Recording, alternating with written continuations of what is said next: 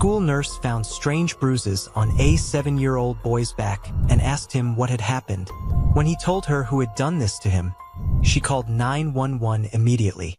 Eleanor Morris had worked as the school nurse at Pinewood Elementary for 23 years, long enough to recognize the subtle shift in seasons by the changing parade of ailments that marched through her office door. September brought the nervous stomachaches of new students. October ushered in the first wave of colds. By January, she'd be knee-deep in flu cases, and spring inevitably delivered playground scrapes and seasonal allergies. But in all those years, she'd also developed another skill: recognizing when a child's pain came from somewhere other than illness or accident. Rain pattered against the windows of her small office, casting gray shadows across the examination table where 7-year-old Ethan Wheeler sat, his legs dangling over the edge, not quite reaching the floor. His mousy brown hair needed a trim, falling into eyes that seemed too solemn for a child his age. Eleanor had noticed the change in him over the past several months. A dimming, like someone had slowly turned down the brightness on a once vibrant screen. "So, this stomachache," Eleanor said gently. "Can you show me where it hurts?" Ethan pointed vaguely to his midsection, his gaze fixed on the cartoon fish swimming across his sneakers. They were scuffed and slightly small for his feet. "And when did it start hurting?" she asked, warming her hands before placing them lightly on his abdomen. "This morning," he mumbled. "Before school. Did you eat breakfast?" A slight hesitation. "No." Eleanor kept her expression neutral even as she noted the detail. It was the third time this month Ethan had come to her with a stomachache, and the third time he'd mentioned not eating breakfast.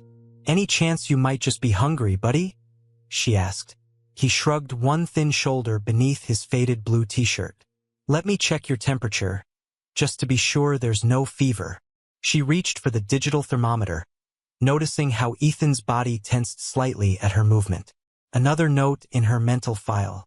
As she placed the thermometer in his ear, Ethan shifted, and his shirt rode up slightly in the back.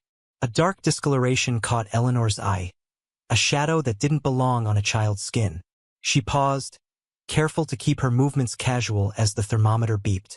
98.6, she announced. "Perfect normal." Setting the thermometer aside, she made a quick decision. "Ethan, would you mind if I check your back? Sometimes stomachaches can come from muscles that are sore or tight." His eyes flashed to hers for the first time, wary, assessing. "Why?" "Just to be thorough," she said, keeping her tone light. "I want to make sure I'm not missing anything that might be making you feel bad." After a moment's hesitation, he nodded, the movement almost imperceptible. "Great. Can you lift your shirt up in the back for me? Or I can help you, if you'd like." "I can do it," he said softly, turning slightly and raising the back of his shirt with obvious reluctance. Eleanor had prepared herself for what she might see, but the reality still sent a cold wash of dread through her chest. Multiple bruises marked his small back, some fresh and darkly purple, others fading to sickly yellow-green. They weren't the random marks of a child at play. Some bore the distinct pattern of fingerprints. Others had the linear quality of impacts from an object.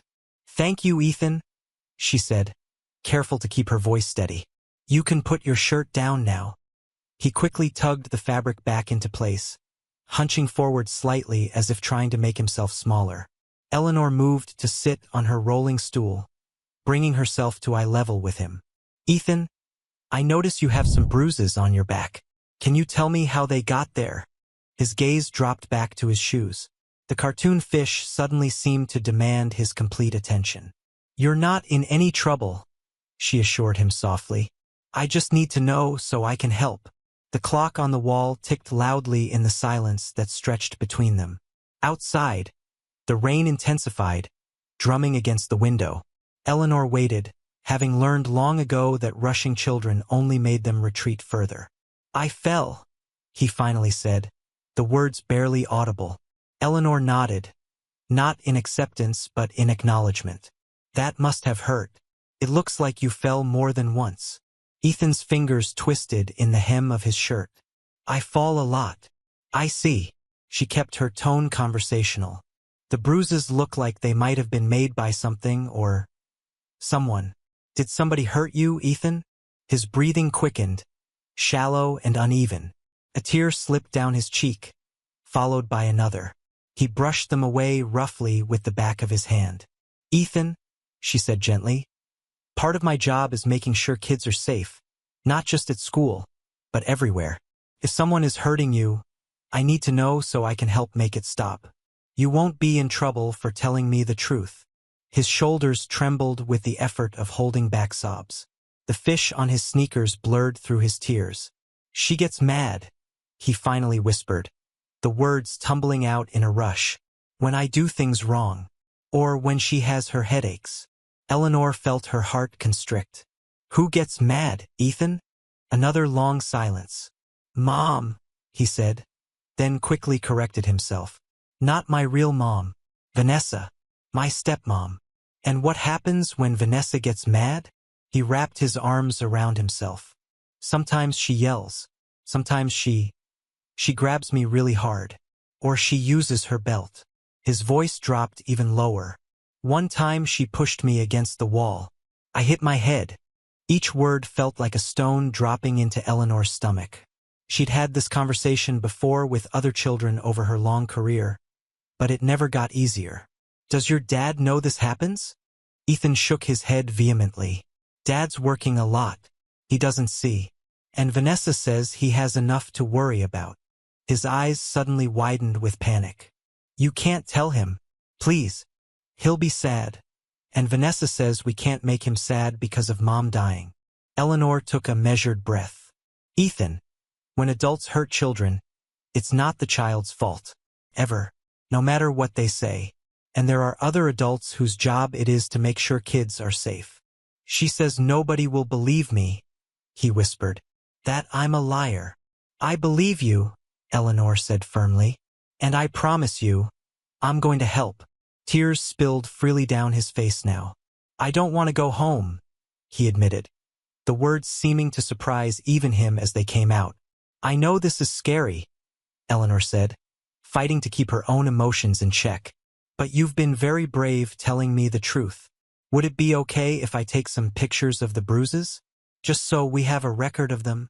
After another hesitant nod from Ethan, Eleanor took out the camera she kept locked in her desk for such situations. A camera she wished she never had to use. With clinical efficiency, she documented the injuries, each click of the shutter capturing evidence of failures. A family's, a community's, a system's. You're being very brave, she repeated as she put the camera away. Now, I need to make a phone call, but I'm not going to leave you alone. Okay? Ethan's face paled. Who are you calling? There are special police officers whose only job is to help kids who are being hurt, she explained. I need to call them because that's what the law says I have to do when a child isn't safe. His breathing quickened again, panic flashing in his eyes.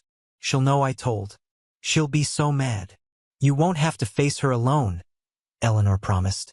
The police and other adults will make sure you're safe. She reached for the phone on her desk, dialing the direct number for the local police department's Special Victims Unit. As it rang, she kept her eyes on Ethan, who sat rigid with fear. Detective Donovan, came the crisp answer. Claire, it's Eleanor Morris at Pinewood Elementary, she said, her voice steady despite the adrenaline coursing through her. I need to report suspected child abuse. I have a 7-year-old boy with significant bruising consistent with physical assault. He's disclosed that his stepmother is the perpetrator. She listened to the detective's response, nodding. Yes, we'll stay right here. Thank you. She hung up and turned back to Ethan. They're sending someone right away. Would you like a juice or a snack while we wait? I think I have some crackers. Ethan shook his head. Am I going home today? He asked, dread evident in his voice. I don't know for sure, Eleanor answered honestly. But what I do know is that you won't be going anywhere unsafe. A knock at the office door made them both jump. Eleanor stood and opened it to find Sarah Bennett, Ethan's second-grade teacher, concern etched across her face. Everything okay? Sarah asked. Ethan's been gone a while, and I just wanted to check. Eleanor stepped into the hallway, partially closing the door behind her. I've called SVU, she said quietly. Ethan has disclosed physical abuse by his stepmother. There's significant bruising. Sarah's hand flew to her mouth. Oh God, she breathed. I knew something was off. He's been so withdrawn lately, and his homework's been suffering. Last week he fell asleep in class. Her eyes filled with tears. I should have said something sooner. You couldn't have known, Eleanor said, though they both recognized the hollow comfort of the words. What can I do? Could you gather any schoolwork he might need for a few days? And maybe his coat and backpack? I don't think he'll be returning to class today. Sarah nodded quickly. Of course. She hesitated. Should I tell the other students anything? Just that Ethan wasn't feeling well and went home. The less attention drawn to this right now, the better. As Sarah hurried back to her classroom, Eleanor returned to Ethan, who had barely moved on the examination table. That was your teacher, she explained. She's getting your things for you. He nodded mutely. Ethan, do you want to tell me about your dad? She asked, wanting to keep him talking, to understand more about his home situation. Dad's nice, he said immediately. He doesn't hurt me. He's not home a lot. He fixes houses for people, even ones that are far away. Sometimes he has to stay overnight at the jobs. And it's just you, your dad, and Vanessa at home? He nodded. Since my real mom died. She had cancer, he added, as if reciting a fact he'd been told but didn't fully comprehend. That was 2 years ago. Eleanor made a mental note of the timeline. And when did Vanessa come to live with you?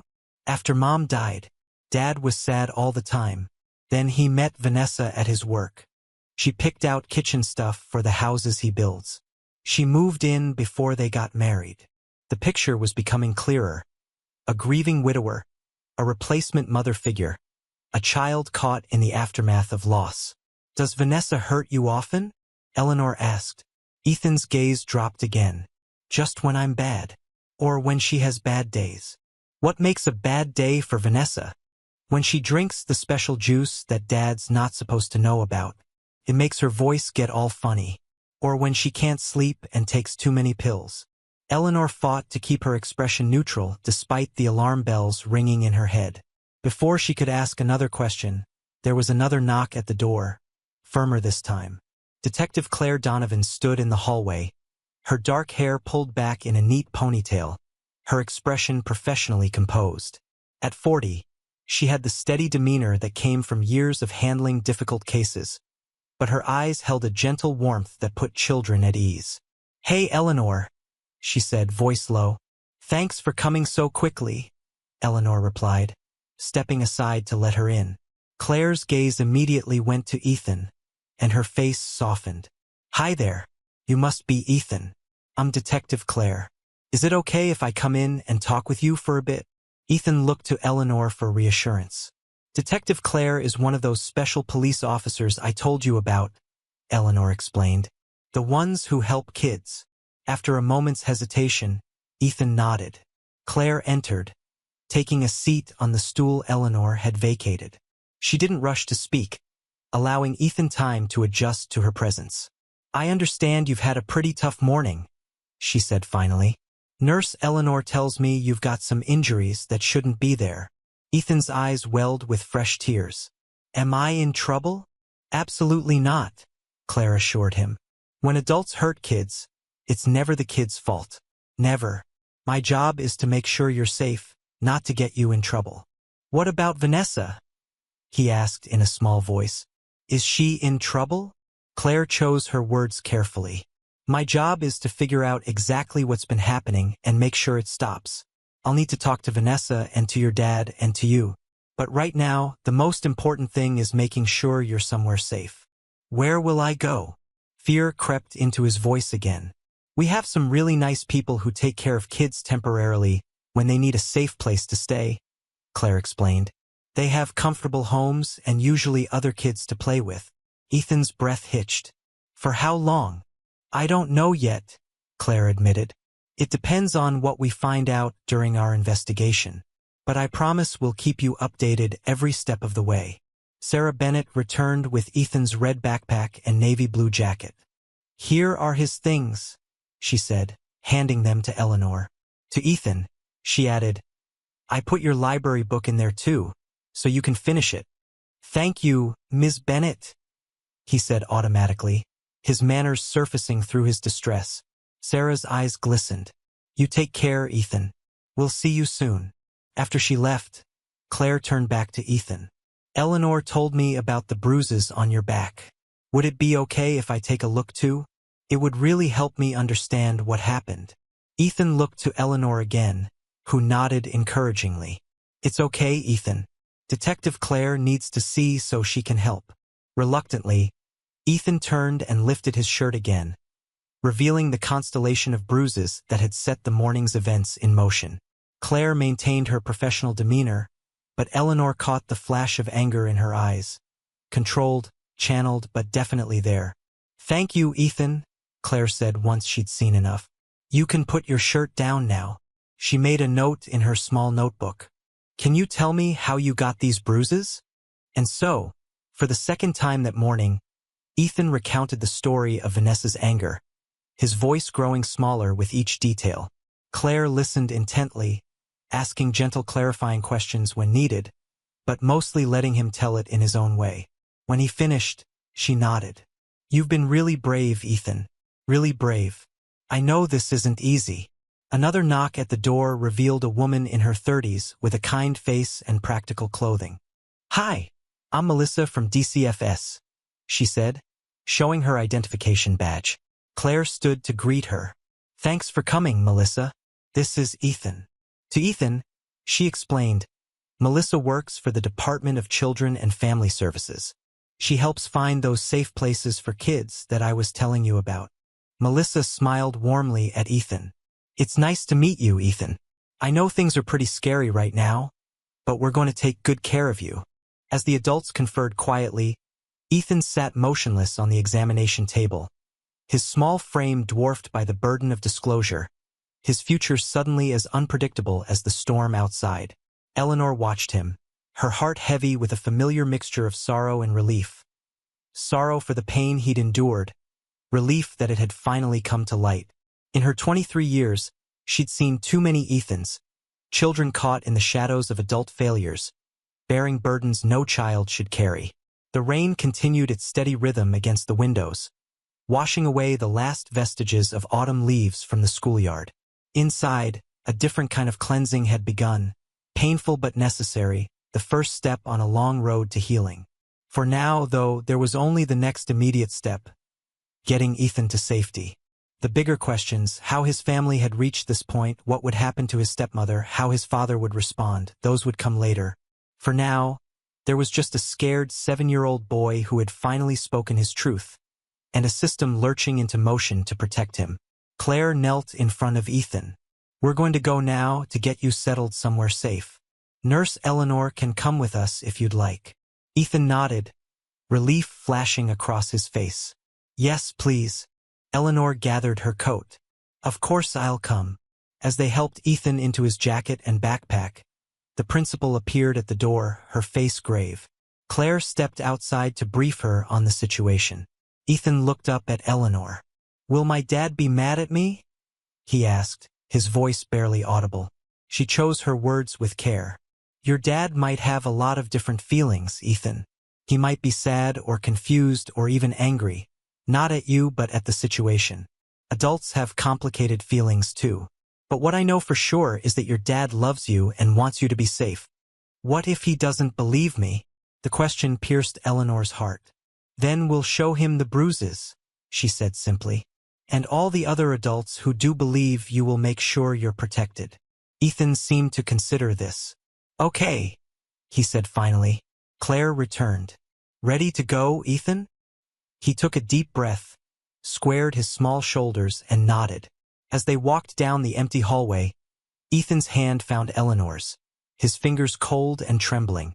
She gave them a gentle squeeze, a silent promise that he wasn't alone.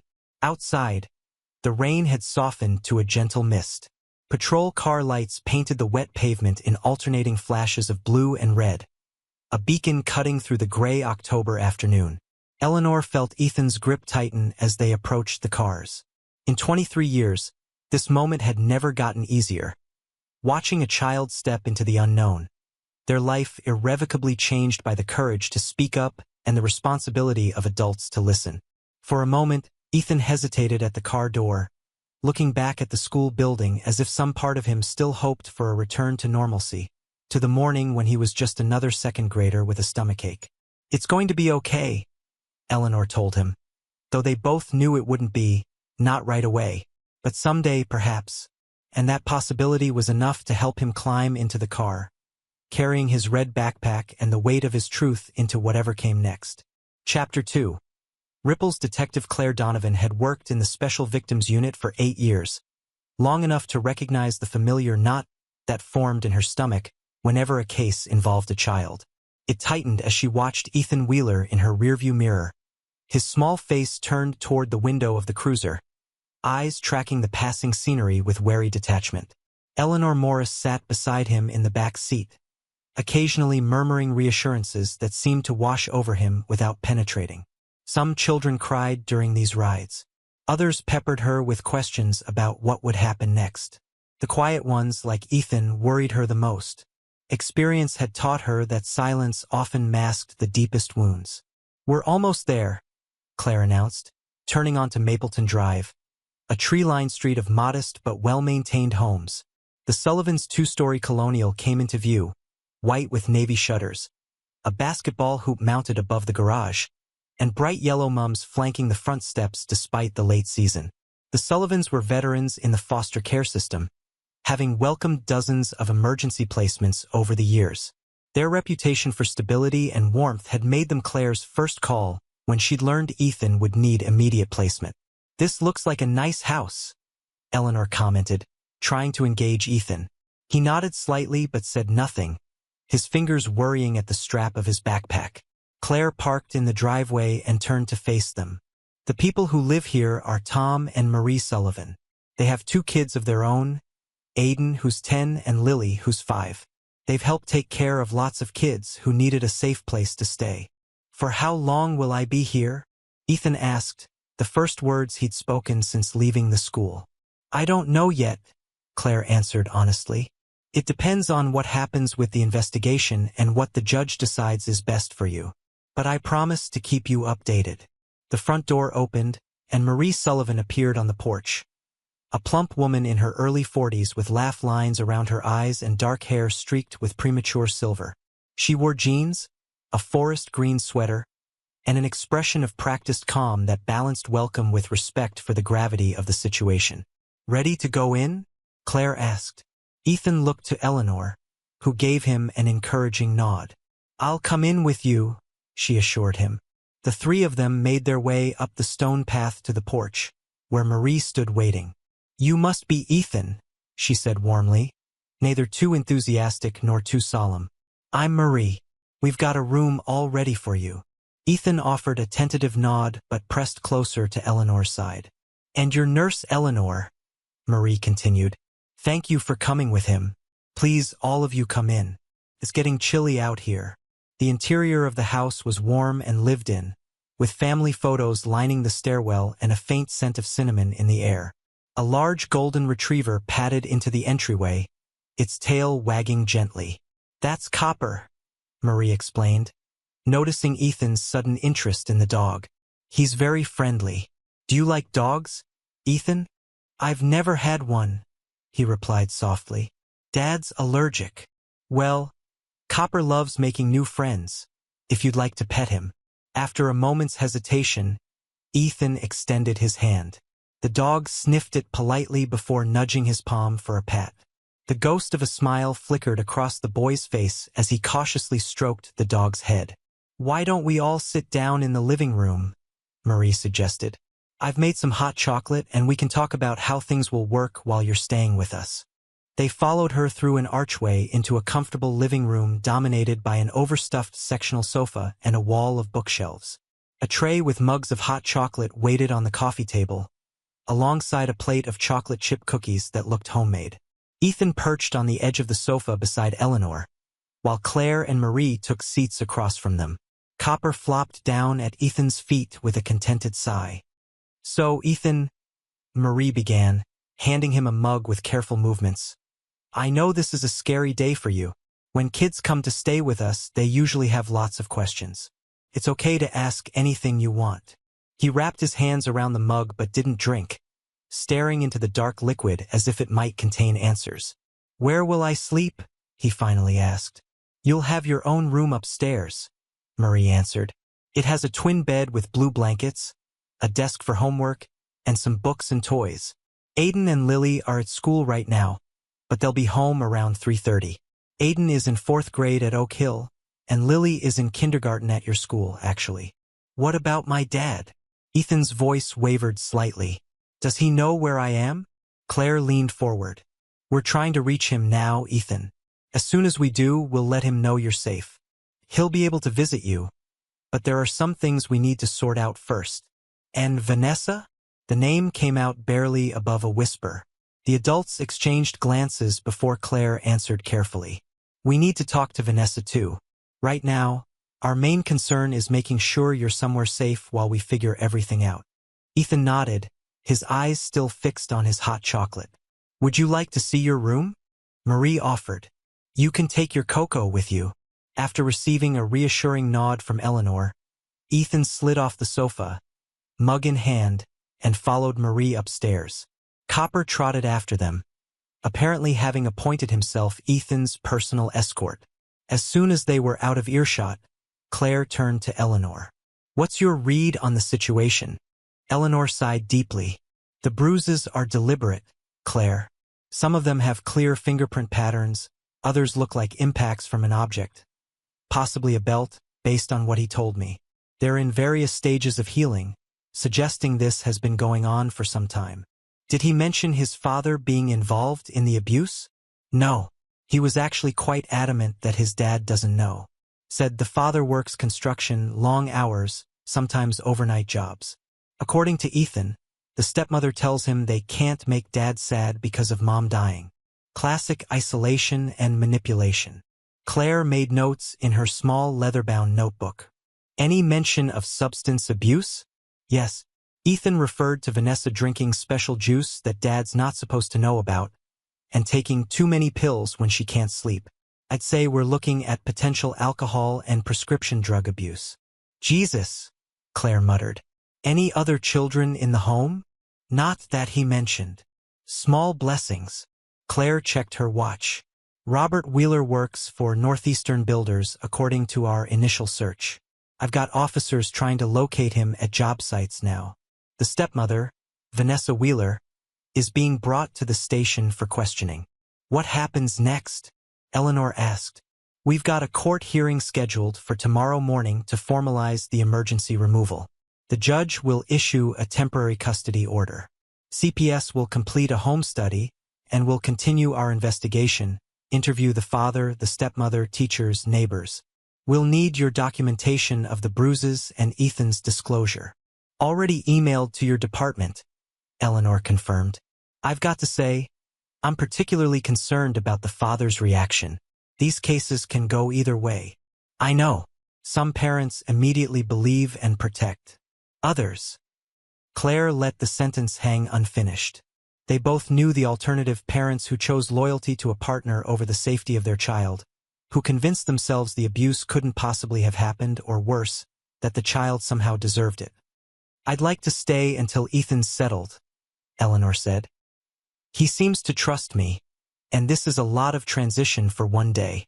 Of course, I need to get back to the station, but I'll check in later. Claire gathered her things. Marie has my direct number if anything comes up. As Claire was leaving, Marie returned downstairs, her expression measured. He's exploring his room a bit. Kappa's keeping him company. That dog has a sixth sense about who needs him most. How did he seem? Eleanor asked. Quiet, watchful. He asked if he could put his clothes in the dresser, which tells me he thinks he might be here a while. Marie's experienced eyes held a wealth of understanding.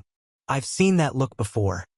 A child who's been walking on eggshells, never quite sure what might trigger the next explosion. Claire nodded grimly. We'll be in touch about the hearing tomorrow. Melissa from DCFS will be here around 4 to complete the initial placement paperwork. After Claire departed, Eleanor helped Marie prepare a simple lunch of grilled cheese sandwiches and tomato soup. When they called Ethan down, he appeared at the top of the stairs, Copper still faithfully at his side. "I hope you like grilled cheese," Marie said cheerfully as he slid into a chair at the kitchen table. "It's okay," he replied, though he eyed the food with more interest than he was willing to admit. Eleanor noticed how carefully he ate, taking small, neat bites, his posture slightly rigid. "Would you like more soup, Ethan?" Marie asked when he'd emptied his bowl.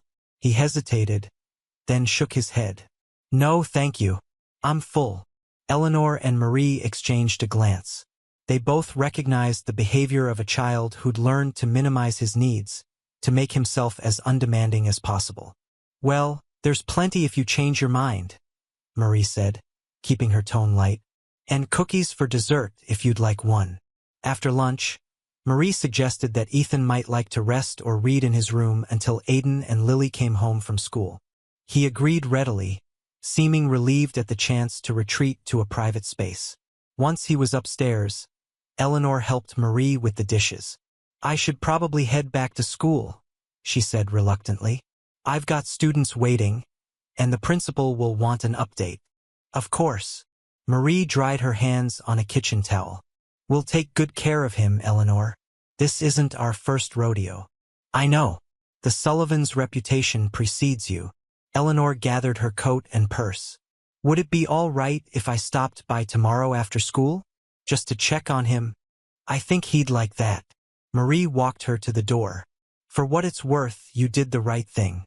Not everyone would have noticed those bruises, or gotten him to open up." "I just wish I'd noticed sooner," Eleanor admitted. The signs were there: his withdrawal, the declining academic performance, the frequent stomach aches. "I should have connected the dots earlier." "We all miss things," Marie said gently. "The important thing is that you caught it now before it got worse." Before leaving, Eleanor went upstairs to say goodbye to Ethan. She found him sitting cross-legged on the bed, a book open in his lap, Copper curled up beside him. "I need to go back to school now," she told him. "But I'll come visit you tomorrow if that's okay." He looked up, alarm flashing across his face. "You're leaving? Just for today? Marie and Tom will take good care of you, and Copper seems to have adopted you already." She smiled, indicating the dog, who thumped his tail at the mention of his name. "Will you tell the other kids where I am?" Anxiety tightened his features. "No," she assured him. "We'll just say you weren't feeling well and went home. Your privacy is important." He nodded, some of the tension leaving his shoulders. "Okay.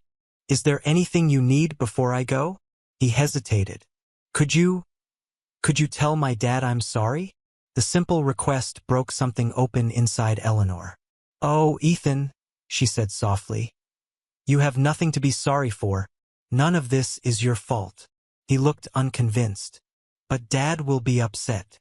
"If he's upset, it should be with the adults who didn't keep you safe, not with you." She sat on the edge of the bed. "You did exactly the right thing by telling the truth." Ethan's eyes filled with tears. "I miss my mom," he whispered. "My real mom. She never hurt me." Eleanor felt her own eyes grow damp. "I'm sure she was a wonderful mother who loved you very much." A tear slipped down his cheek. "I can't remember what she looks like anymore, just from pictures." "That happens sometimes, but it doesn't mean you've forgotten her. The important things, how she made you feel loved and safe, those memories stay with you." He nodded, wiping his eyes with the back of his hand. "Marie seems nice," he offered, changing the subject. "She is. And I'll be back tomorrow, I promise." After a moment's hesitation, Ethan leaned forward and gave her a quick, awkward hug. Eleanor returned it gently, careful of the bruises she knew lay hidden beneath his clothing. Robert Wheeler was in the middle of supervising a kitchen installation when the police officers arrived at the job site. Tall and solidly built, with light brown hair and the weathered complexion of someone who spent considerable time outdoors, he had the distracted look of a man juggling too many responsibilities. "Mr. Wheeler?" The female officer approached him directly. "I'm Officer Jensen with the Millfield Police Department." We need to speak with you regarding your son, Ethan. Robert's expression shifted instantly from mild annoyance at the interruption to sharp concern. Ethan? What's happened? Is he hurt? Your son is physically safe, Officer Jensen assured him. However, there's been an incident that requires your immediate attention. We need you to come with us to the station. The station? Confusion and alarm battled across his face. I don't understand. Was there an accident at school? Sir, we'd prefer to discuss the details at the station. Detective Donovan is waiting to speak with you. Robert ran a hand through his hair, his mind visibly racing. Let me just tell my foreman, he said, already moving toward a man checking measurements on the other side of the kitchen. After a brief, tense conversation, he returned, keys in hand, his face set with worry. I'll follow you there.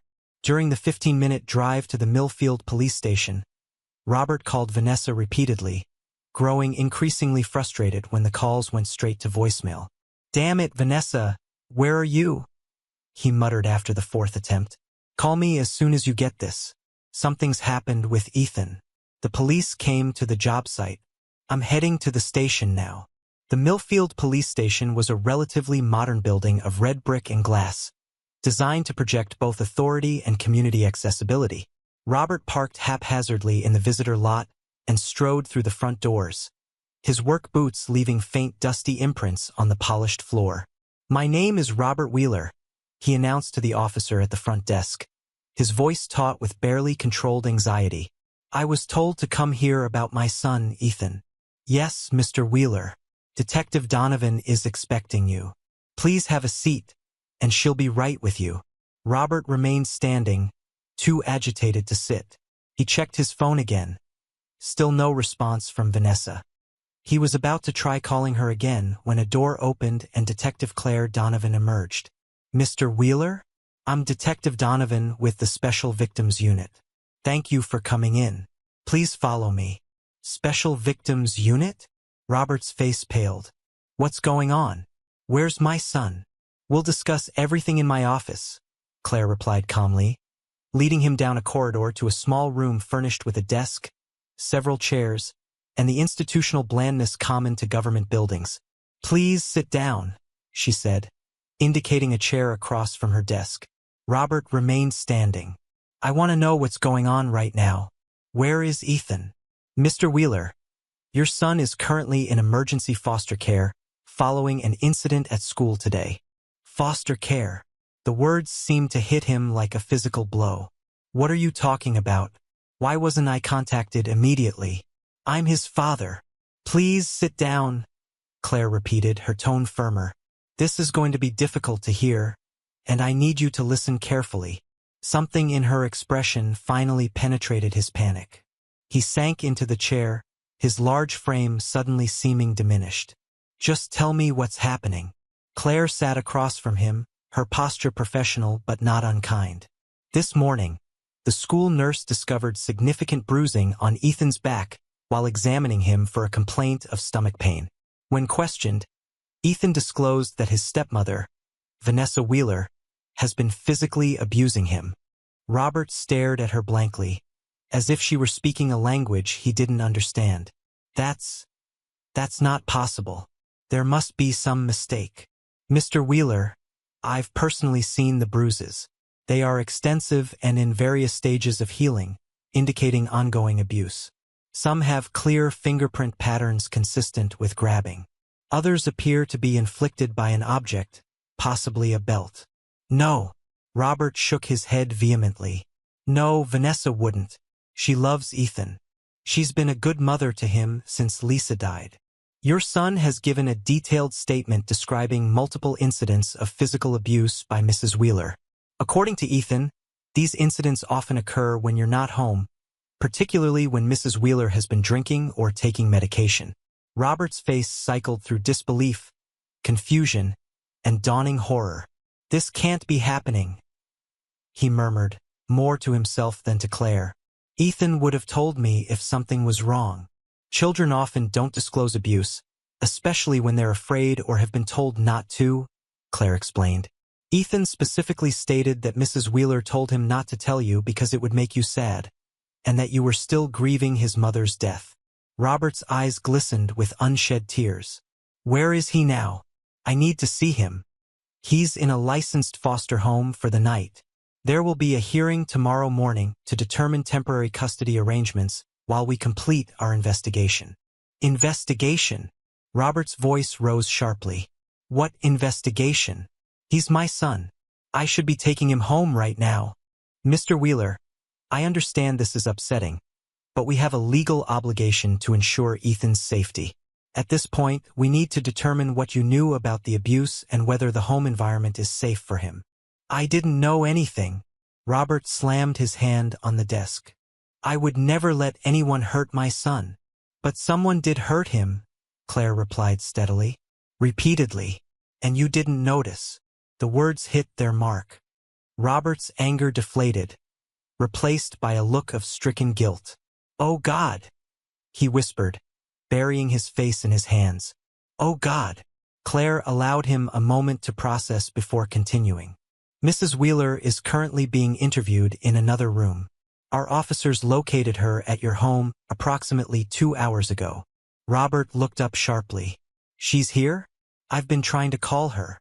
Her phone was confiscated as evidence upon her arrest. Arrest? The color drained from Robert's face. You arrested her? She's been charged with child endangerment and assault. The prosecutor will determine final charges based on our investigation. Robert stood abruptly and paced the small office. This is insane. There has to be some explanation. Ethan bruises easily. He's always falling or bumping into things. Mr. Wheeler, Claire said carefully, I've been doing this job for a long time. The bruises on your son's body are not accidental. I need to talk to Vanessa, he insisted. There's something you're not understanding.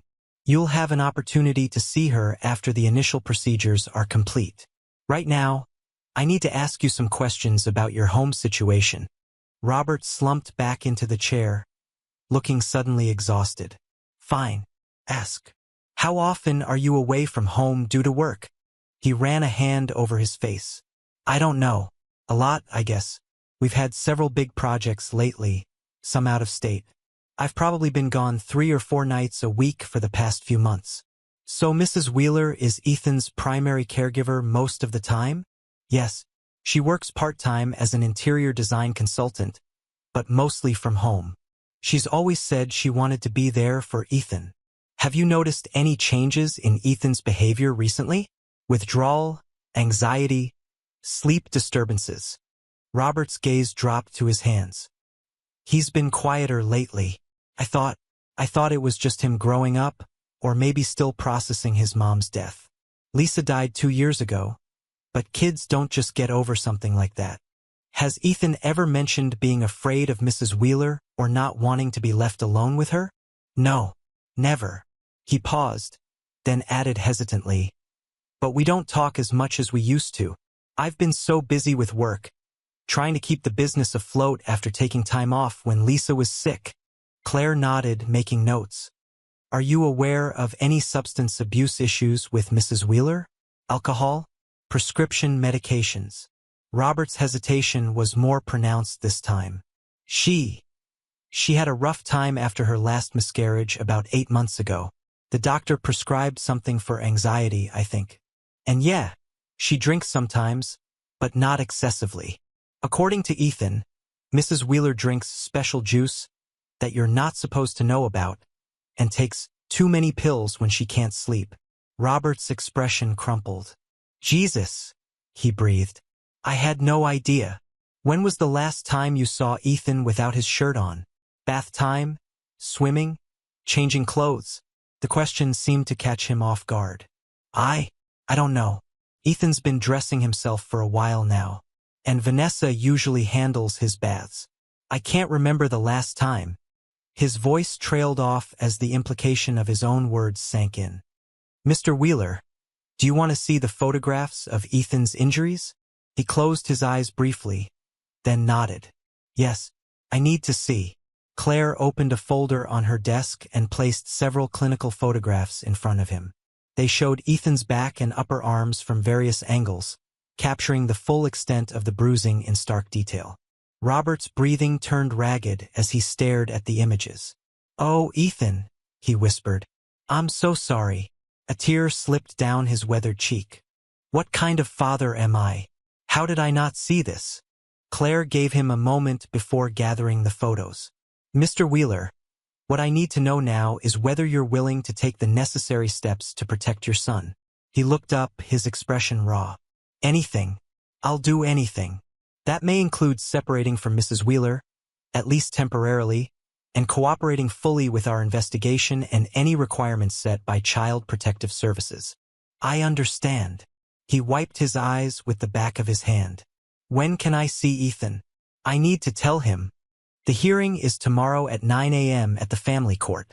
You'll be able to see him briefly afterward, supervised by a social worker." Supervised. Pain flashed across his face. "You think I'd hurt him too?" "It's standard procedure, Mr. Wheeler. We need to assess the relationship dynamics and ensure Ethan feels safe." Robert nodded, defeated. "What do I do now?" "Go home. Get some rest. Be at the courthouse by 8:30 tomorrow morning. I suggest you contact an attorney." Claire handed him a business card. "This is my direct number if you have any questions." As he stood to leave, Robert paused. "Detective, is he okay? I mean, aside from the physical injuries, is he scared?" "He's a brave kid," Claire replied honestly. "He's concerned about you being upset with him. He asked Nurse Eleanor to tell you he's sorry." Robert's face crumpled again. "He's apologizing to me?" The irony wasn't lost on him. God, what a mess. After Robert left, Claire returned to her desk and reviewed her notes from the day's interviews. The threads of the case were forming a familiar pattern. A child silenced by fear and misplaced loyalty. An abuser with personal demons. A parent who'd failed to see what was happening right under his nose. The question now was whether Robert Wheeler would step up to protect his son, or whether his own guilt and attachment to Vanessa would cloud his judgment. Claire had seen both scenarios play out countless times over the years. She hoped, for Ethan's sake, that his father would make the right choice.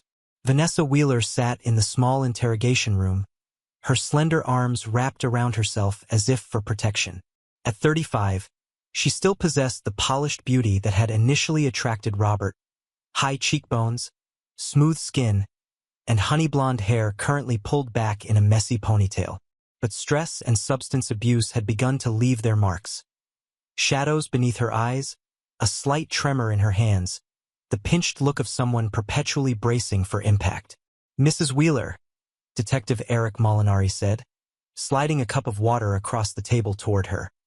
"We'd like to hear your side of the story regarding the injuries discovered on your stepson, Ethan." "I've already told the other officers," she replied, her voice tight. "I don't know what happened to Ethan. Kids get bruises all the time. He's clumsy. He falls." Eric glanced at the case file open before him. "The bruises documented by the school nurse and our medical examiner are consistent with intentional infliction, not accidental falls." "Well, they're wrong." Vanessa took a sip of water, her hand shaking slightly. "I would never hurt Ethan. I love him like he's my own." According to Ethan, you frequently grab him hard enough to leave bruises and have struck him with a belt on multiple occasions. He also mentioned being pushed against a wall, resulting in a head injury. Vanessa's face flushed. "He's lying. He's been difficult since his mother died. He resents me for taking her place." "Mrs. Wheeler, we have photographic evidence of extensive bruising that corroborates Ethan's account." "So what? Bruises don't tell you who caused them." Her voice rose slightly. "Maybe he did it to himself. Maybe he's trying to get attention." Eric's expression remained neutral. "Are you suggesting that a 7-year-old child inflicted multiple bruises on his own back? Or that he's fabricating abuse to get attention?" Vanessa's defensive posture faltered slightly. "I'm just saying there could be explanations you haven't considered. Ethan also mentioned that you drink special juice, that his father doesn't know about, and take pills when you can't sleep. Can you elaborate on that?" Her eyes widened fractionally. "I occasionally have a glass of wine. and I have a prescription for anxiety. That's hardly a crime. Do you take your medication as prescribed? She hesitated. Yes. And how much do you typically drink in a day? I don't know. A glass or two of wine. What does this have to do with anything? Eric made a note in the file. Mrs. Wheeler, we've obtained a warrant to search your home. The officers have reported finding multiple empty vodka bottles hidden in the laundry room and bathroom, as well as 3 different prescription medications in your name, all with warnings not to combine with alcohol. Vanessa's composure cracked visibly. You had no right to go through my things. We had a warrant, Mrs. Wheeler. Legal and proper. Eric leaned forward slightly. I think what's happening here is clear. You're struggling with substance abuse issues that are affecting your behavior. When under the influence, you become violent with Ethan. That's not true, she protested, though her conviction seemed to be waning. Neighbors reported hearing you shouting at Ethan on multiple occasions. His teacher has documented a significant decline in his academic performance and social engagement over the past 6 months. And most importantly, Ethan himself has disclosed the abuse in detail. Tears welled in Vanessa's eyes. You don't understand. Being a stepmother is impossible. He hates me. He compares everything I do to his precious real mother. I'm trying so hard, and Robert's never there. And so you're admitting to hurting him? Eric pressed. No, I mean... She wrapped her arms more tightly around herself. There might have been times when I was too rough, when I grabbed him too hard. But I didn't mean to hurt him. I was just so frustrated and tired. And Robert doesn't see how hard it is. What about the belt, Mrs. Wheeler? Did you use a belt on Ethan? A tear slid down her cheek. Once or twice, when he was really misbehaving. That's how I was raised. Spare the rod, spoil the child. And pushing him against the wall? She looked away. It was an accident. I didn't mean for him to hit his head. Eric nodded, keeping his expression neutral, despite the familiar disgust that rose whenever an abuser began making excuses. Mrs. Wheeler, based on your statements and the evidence we've collected, you're being charged with child endangerment and assault. You'll be held overnight for arraignment tomorrow morning. You're arresting me? Panic flared in her eyes. But what about Robert? What about my home? Mr. Wheeler has been informed of the situation. As for your home, that will depend on the outcome of the hearing tomorrow and the ongoing investigation. As Officer Jensen entered to escort Vanessa to processing, she asked in a small voice, "Can I see Robert? Please." "After processing, you'll be allowed a phone call," Eric replied. "Whether Mr. Wheeler chooses to take that call is up to him." After Vanessa was led away, Eric joined Claire in the observation room where she'd been watching the interview. "Classic deflection and minimization," Claire commented, followed by the inevitable pivot to excuses once confronted with evidence. Eric nodded grimly. "Did you notice how quickly she went from, 'I didn't do it,' to 'it wasn't that bad' to 'he deserved it'? Textbook." Claire gathered her notes. "How did it go with the father?" "Shocked. Devastated. Maybe genuinely unaware. It's hard to tell at this point. These cases get messy when the non-abusing parent has to choose between their child and their partner." "I know. And with a deceased mother in the mix, there's even more emotional complication." Claire checked her watch. "I'm going to head back to the Sullivans to check on Ethan before calling it a day. The DCFS worker should be there by now. I'll finish the paperwork for the arraignment." Eric stretched his neck, working out the tension of the day. "What's your gut feeling on this one, Claire? Think the father will step up?" She considered the question. "Hard to say. He seemed genuinely blindsided. But there's a lot of guilt there, and guilt can make people double down on bad choices rather than face their failures. For the kid's sake, I hope he makes the right call." "Me too," Claire agreed, gathering her jacket. "But hope isn't a strategy. We've got to build this case solid enough that it doesn't matter what Robert Wheeler decides to do." As she drove to the Sullivans' house, Claire reflected on the day's events. These cases always left her feeling drained, navigating the murky waters of family dysfunction while trying to protect the most vulnerable. The law provided the framework, but the human element remained unpredictable. The rain had returned, a steady drizzle that blurred the street lights just beginning to illuminate the early evening. Claire thought of Ethan, adapting to yet another disruption in his young life. She couldn't fix everything that had gone wrong for him, but she could make sure he didn't face it alone. Eleanor Morris sat in her car outside Pinewood Elementary, gathering her thoughts before heading back inside. The afternoon had stretched into early evening, with crisis meetings, documentation, and concerned calls from staff who'd heard rumors about Ethan's sudden departure. Principal Diana Garcia had been supportive but concerned about potential liability. The school guidance counselor had suggested a session with Ethan's classmates to address any questions without violating his privacy. Sarah Bennett, Ethan's teacher, had spent an hour in Eleanor's office, tearfully reviewing every interaction she could remember, searching for missed warning signs. Through it all, Eleanor had maintained her professional composure. But now, alone in her car with the rain pattering on the roof, she allowed herself a moment of grief. For Ethan. For the childhood he should have had. For the mother he'd lost and the father who'd failed to protect him. Her phone chimed with a text message from her husband. "Dinner in the oven. Love you." The simple domestic kindness brought tears to her eyes. After 25 years of marriage, Michael still knew exactly when she needed those small reminders of normalcy and care. She wiped her eyes, took a deep breath, and headed back into the school for her final meeting of the day. Tomorrow would bring a new set of challenges. The court hearing, visiting Ethan, facing the inevitable questions from colleagues who would sense something significant had happened. Inside the building, the hallways were quiet. The classrooms darkened except for the occasional teacher working late. Eleanor gathered the files she needed from her office and made her way to the conference room where Diana Garcia was waiting. "Eleanor," Diana greeted her, rising from her seat at the head of the table.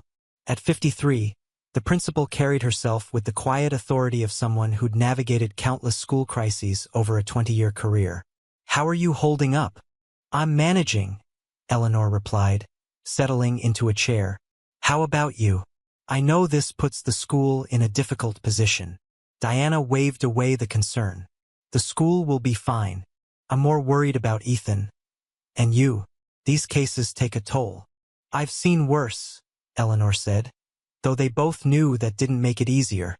"I've contacted the district's legal team," Diana explained, shifting into professional mode. "They'll want statements from you and Sarah, documenting when you first noticed concerns and the specific disclosures Ethan made today." Eleanor nodded. "I've already prepared most of that documentation. Detective Donovan has copies as well." "Good." Diana hesitated. "There's another matter we need to discuss. Robert Wheeler serves on the PDA fundraising committee. He's well-liked, well-connected in the community. Once this becomes public, people will take sides," Eleanor finished for her. "They always do." "Exactly. And given that his first wife, Ethan's mother, was also active in the school before her illness." Diana sighed. "Lisa Wheeler chaired the Fall Festival for 3 years. People remember her fondly. Which means some will resist believing anything negative about the family she left behind," Eleanor concluded. "Even if it means dismissing Ethan's injuries. We need to present a united front as a staff. Child safety comes first, period." Diana's tone left no room for debate. "I'm meeting with the teachers tomorrow morning before class. I won't share details, but I'll make our position clear." "Thank you." Eleanor appreciated Diana's decisiveness, especially knowing that some school administrators might prioritize political considerations or community relationships over a clear ethical stance. "One more thing," Diana added, her expression softening slightly. "Whatever happens with the court hearing tomorrow, Ethan's place at Pinewood is secure. I've already spoken with the superintendent about ensuring continuity in his education, regardless of where he's placed temporarily." The simple assurance of stability, at least in one aspect of Ethan's life, touched Eleanor deeply. "That will mean a lot to him," she said. "He loves Ms. Bennett's class, despite everything." Their meeting concluded shortly after, with Diana promising to handle any media inquiries that might arise and Eleanor agreeing to provide updates as appropriate while respecting confidentiality requirements. As Eleanor finally headed home, exhaustion settled over her like a heavy blanket. The weight of the day, of Ethan's trust, of the system's limitations, of the long road ahead, pressed down on her shoulders. But beneath the fatigue lay a quiet conviction that they had done the right thing, the necessary thing, the only thing possible when faced with a child suffering. The rain had stopped by the time she pulled into her driveway, leaving behind a world washed clean, glistening under streetlights. Inside, she found Michael in the kitchen, reading glasses perched on his nose as he graded papers at the dining table. After 30 years of teaching high school English, he still insisted on handwritten comments for his students' essays. He looked up as she entered, taking in her exhausted expression with the perceptiveness of long partnership. Without a word, he stood and enfolded her in an embrace that allowed her professional composure to finally crumble. She leaned into his solid warmth, letting the tears come. "Bad one?" he asked softly into her hair. She nodded against his shoulder. 7-year-old. Stepmother. The usual tragic story with different names. He didn't offer platitudes or solutions, just held her until the worst of the emotion had passed. Then he guided her to the table where he'd kept dinner warm and poured her a glass of wine. "Tell me," he said simply, and so she did, releasing the details she'd held contained behind professional boundaries all day.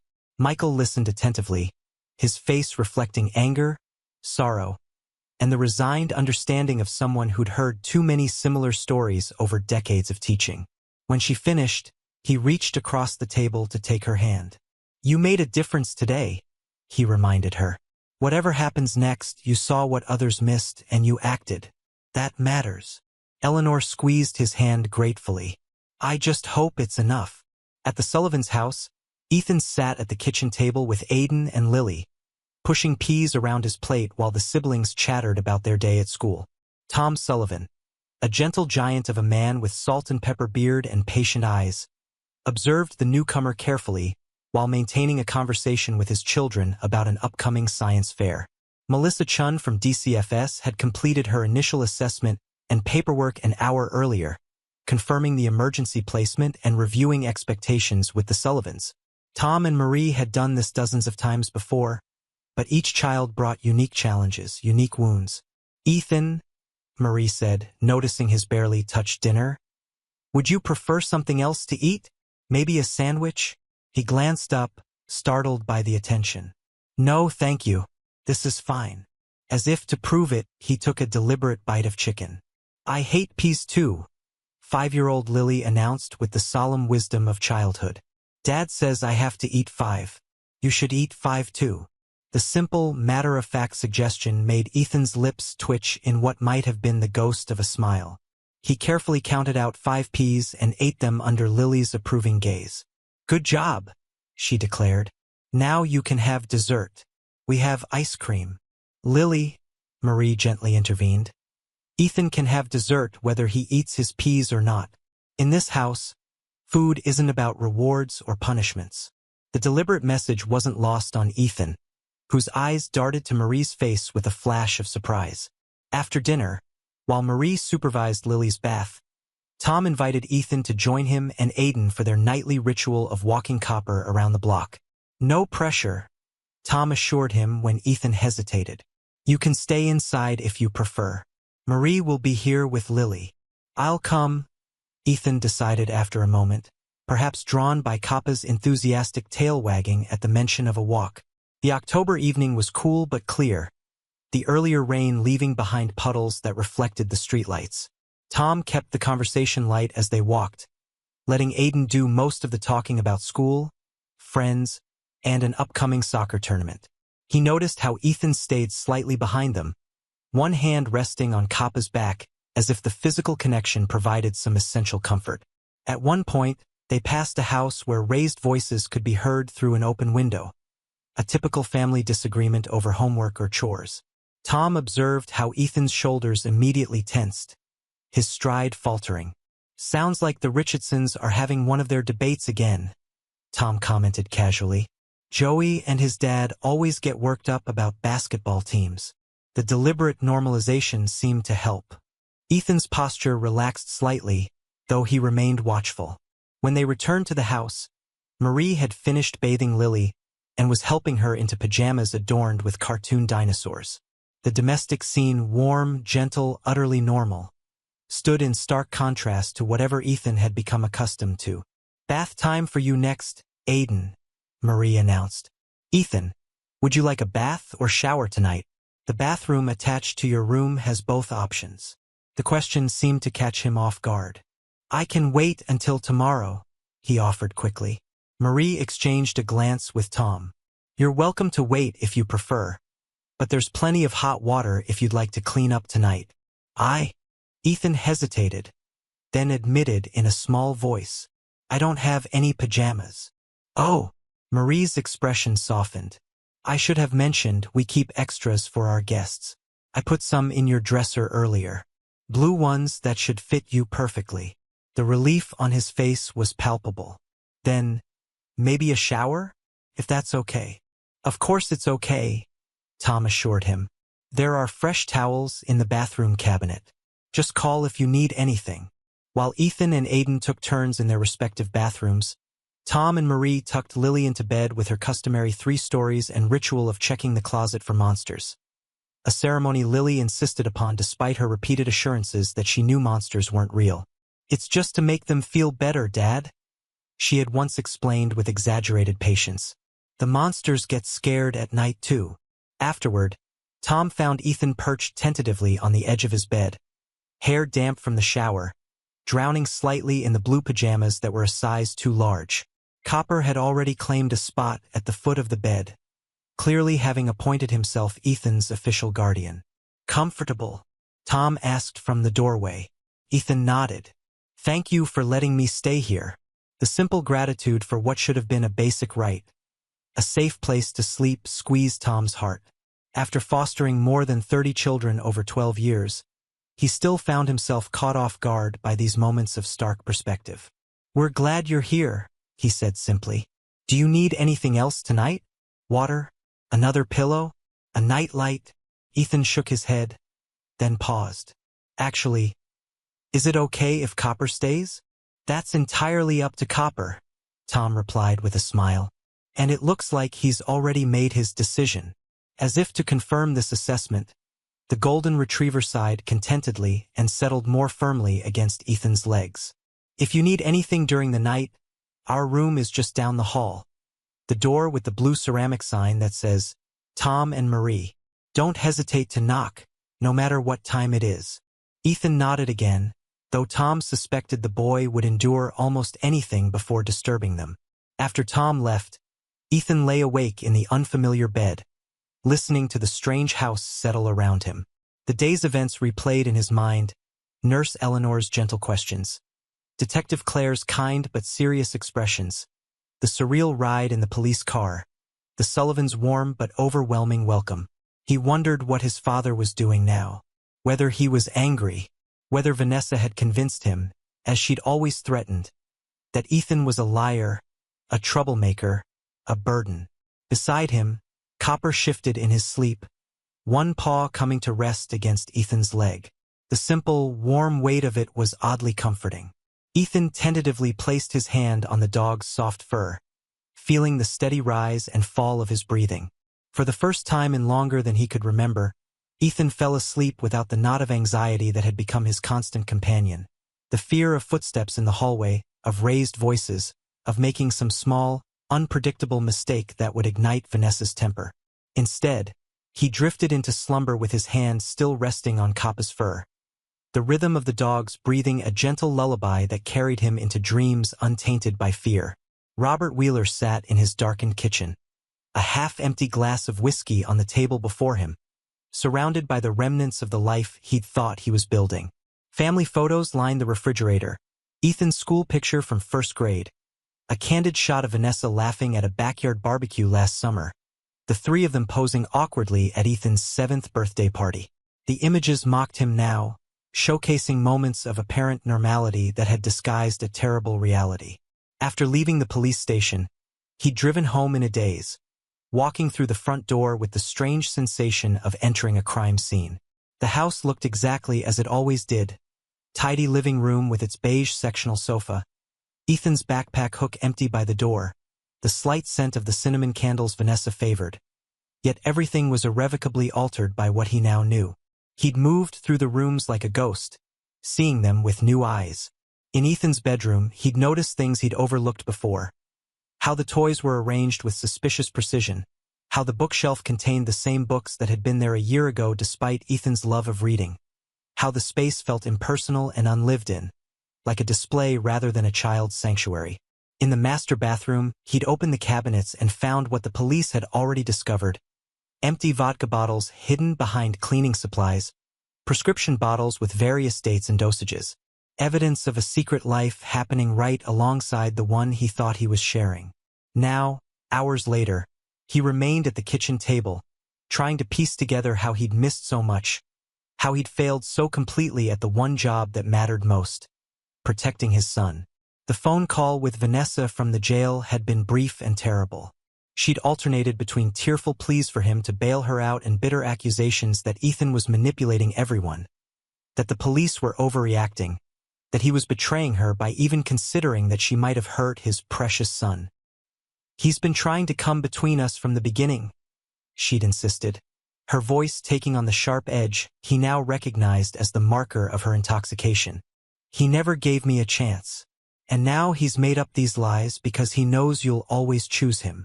For a terrible moment, he'd almost wavered, almost let himself believe that there was some explanation, some misunderstanding. Then the detective's words had echoed in his mind. "I've personally seen the bruises." The photographs flashed before his eyes. His son's small back mottled with evidence of cruelty he couldn't deny. "I have to go," he'd told Vanessa abruptly. "The attorney will contact you tomorrow." He'd hung up on her protests, turned off his phone, and poured himself the whiskey that now sat before him, mostly untouched.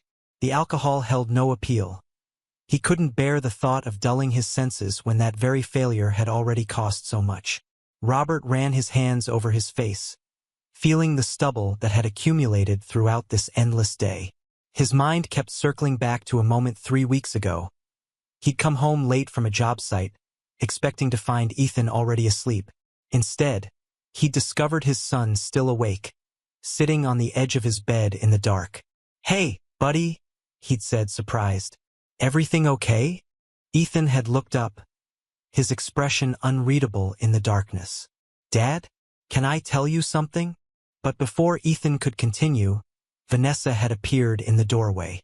"Robert, you're finally home." "Ethan, I told you to go to sleep an hour ago. Your father's tired and doesn't need to deal with your stalling tactics." Ethan had immediately withdrawn, shoulders hunching. "Sorry, it wasn't important." Robert had kissed his son goodnight and followed Vanessa to their bedroom, too exhausted to question the interaction. Now, with agonizing clarity, he wondered what Ethan had been trying to tell him that night, what opportunity he'd missed to prevent what followed. A tentative knock at the back door startled him from his thoughts. Through the glass pane, he could see his next-door neighbor, Jim Calloway, standing on the deck with concern etched on his weathered face. Robert hesitated, then walked over to open the door. "Jim." "Robert." The older man nodded. "Saw your lights on. Thought I'd check if you're okay. There were police cars here earlier." The simple query broke through Robert's isolation. "No," he admitted, his voice rough. "I'm not okay, Jim. Nothing's okay." Jim took in Robert's haggard appearance and the untouched whiskey on the table. "Want to talk about it? Or want company while you don't talk about it?" The unexpected offer of companionship, uncomplicated, undemanding, was almost more than Robert could bear. "They took Ethan," he said, the words catching in his throat. "Child Protective Services. They say Vanessa's been hurting him. Badly. And I didn't know. I didn't see it." Understanding dawned in Jim's eyes, followed by a sorrow that held no judgment. As a retired emergency room nurse, he'd seen his share of family tragedies. "Come on," he said gently. "Let's sit on the deck." Fresh air helps when the world's closing in.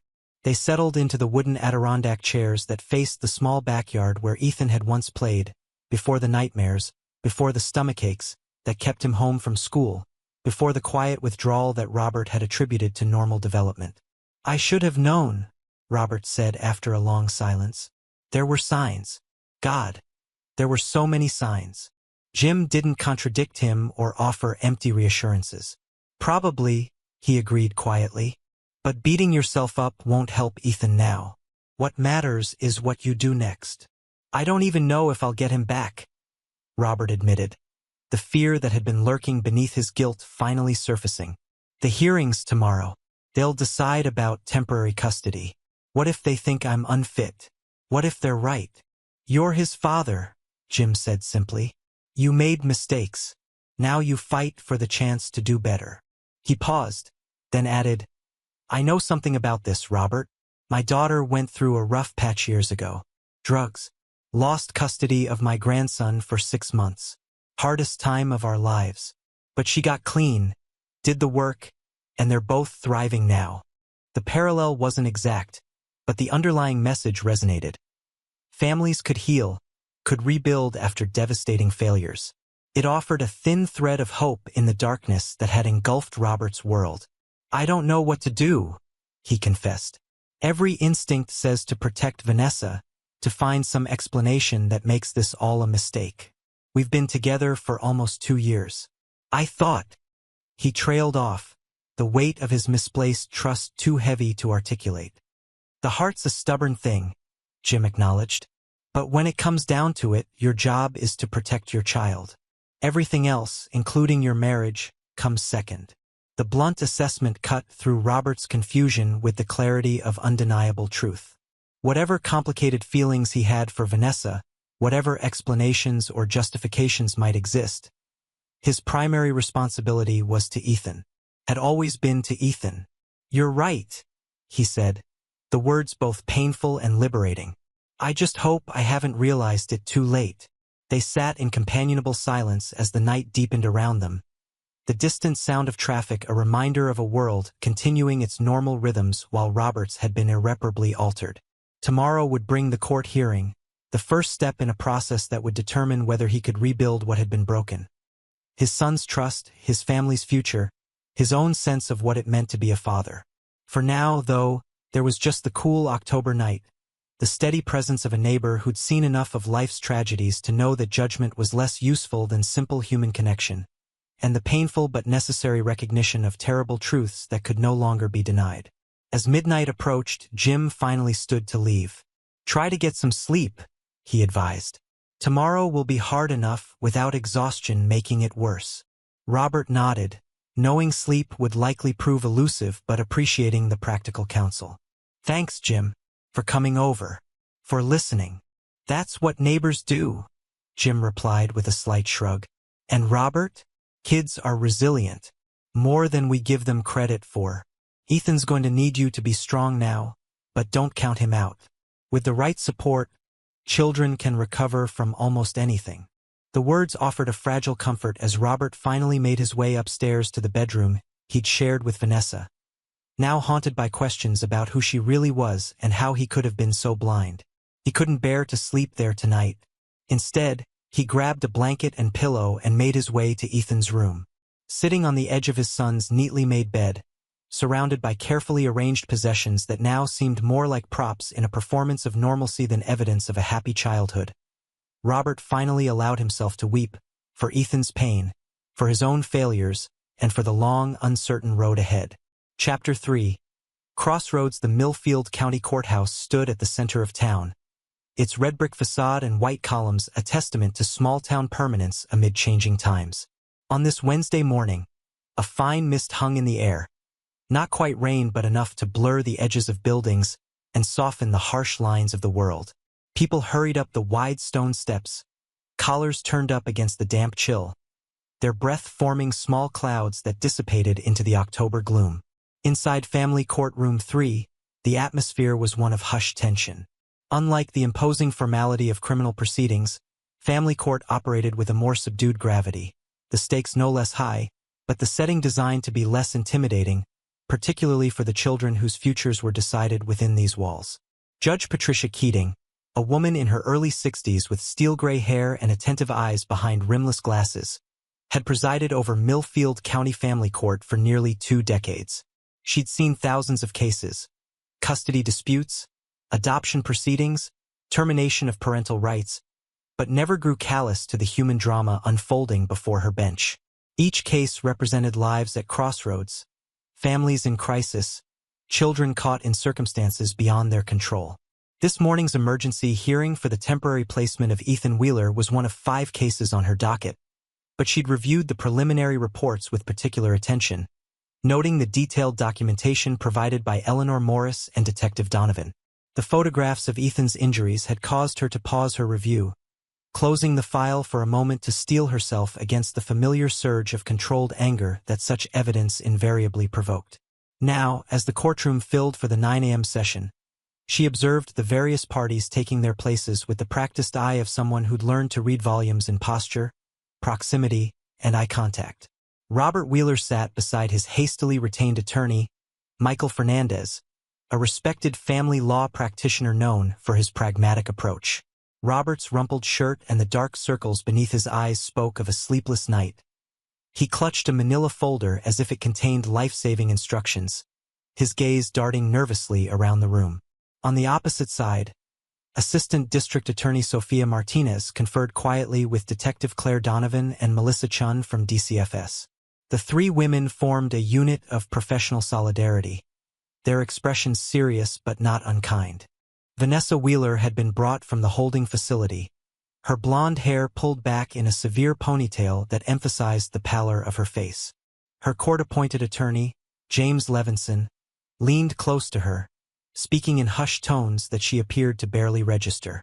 Without makeup and in the standard-issue blue jumpsuit provided to detainees, she looked smaller somehow, stripped of the careful presentation that had been part of her identity. In a separate area sat Tom and Marie Sullivan, who had brought Ethan to the courthouse as directed. The boy himself waited in a child-friendly room down the hall with a court-appointed advocate, sheltered from the direct proceedings until and unless his presence was specifically requested. Eleanor Morris slipped into the courtroom just as the bailiff called for all to rise, taking a seat in the row behind Detective Donovan. She'd taken a personal day from school, unable to focus on routine duties when Ethan's future hung in the balance. "Good morning," Judge Keating began after settling behind the bench. "We're here for the emergency placement hearing regarding Ethan Wheeler, age 7. I've reviewed the report submitted by the Department of Children and Family Services, the Millfield Police Department, and Pinewood Elementary School. Before we begin, I want to remind everyone that the sole purpose of today's proceeding is to determine the safest temporary placement for the child, while the investigation continues and more permanent arrangements can be considered." She surveyed the room, making brief eye contact with each of the key participants. "This is not a criminal trial, nor is it a final custody determination. Those proceedings will follow in due course. Today's decision is focused exclusively on Ethan's immediate safety and well-being. Is that understood by all parties?" Murmurs of assent rippled through the courtroom. "Very well. Ms. Martinez, please present the state's position." Sophia Martinez rose, her crisp navy suit and contained demeanor reflecting years of handling sensitive cases involving children. At 38, she developed a reputation for thoroughness without unnecessary dramatics, understanding that the facts in these cases were typically dramatic enough without embellishment. "Your Honor, the state is requesting that Ethan Wheeler remain in temporary protective custody with the current foster placement, the Sullivan family, who are present in the courtroom today. This request is based on several factors." She outlined the evidence methodically: Eleanor's discovery of the bruising, Ethan's disclosure of repeated physical abuse by his stepmother, the photographic documentation, the preliminary medical evaluation that had confirmed the injuries were consistent with intentional infliction rather than accidental trauma, and Vanessa Wheeler's partial admission during police questioning. "Additionally, Your Honor, we have concerns about Mr. Wheeler's ability to provide adequate protection at this time. While he appears to have been unaware of the abuse, this itself raises questions about his supervision and involvement in his son's daily care. Furthermore, Mr. Wheeler and Mrs. Wheeler share a residence, and Mrs. Wheeler would be returning to that residence if released on bail. Robert stiffened visibly at these words, leaning to whisper something to his attorney, who placed a restraining hand on his arm. The state recognizes the importance of parent-child relationships, Martinez continued, and is not suggesting permanent separation. We are recommending supervised visitation for Mr. Wheeler while a more thorough assessment is conducted and a safety plan developed. Our goal, as always, is family reunification when and if that can be accomplished without risk to the child.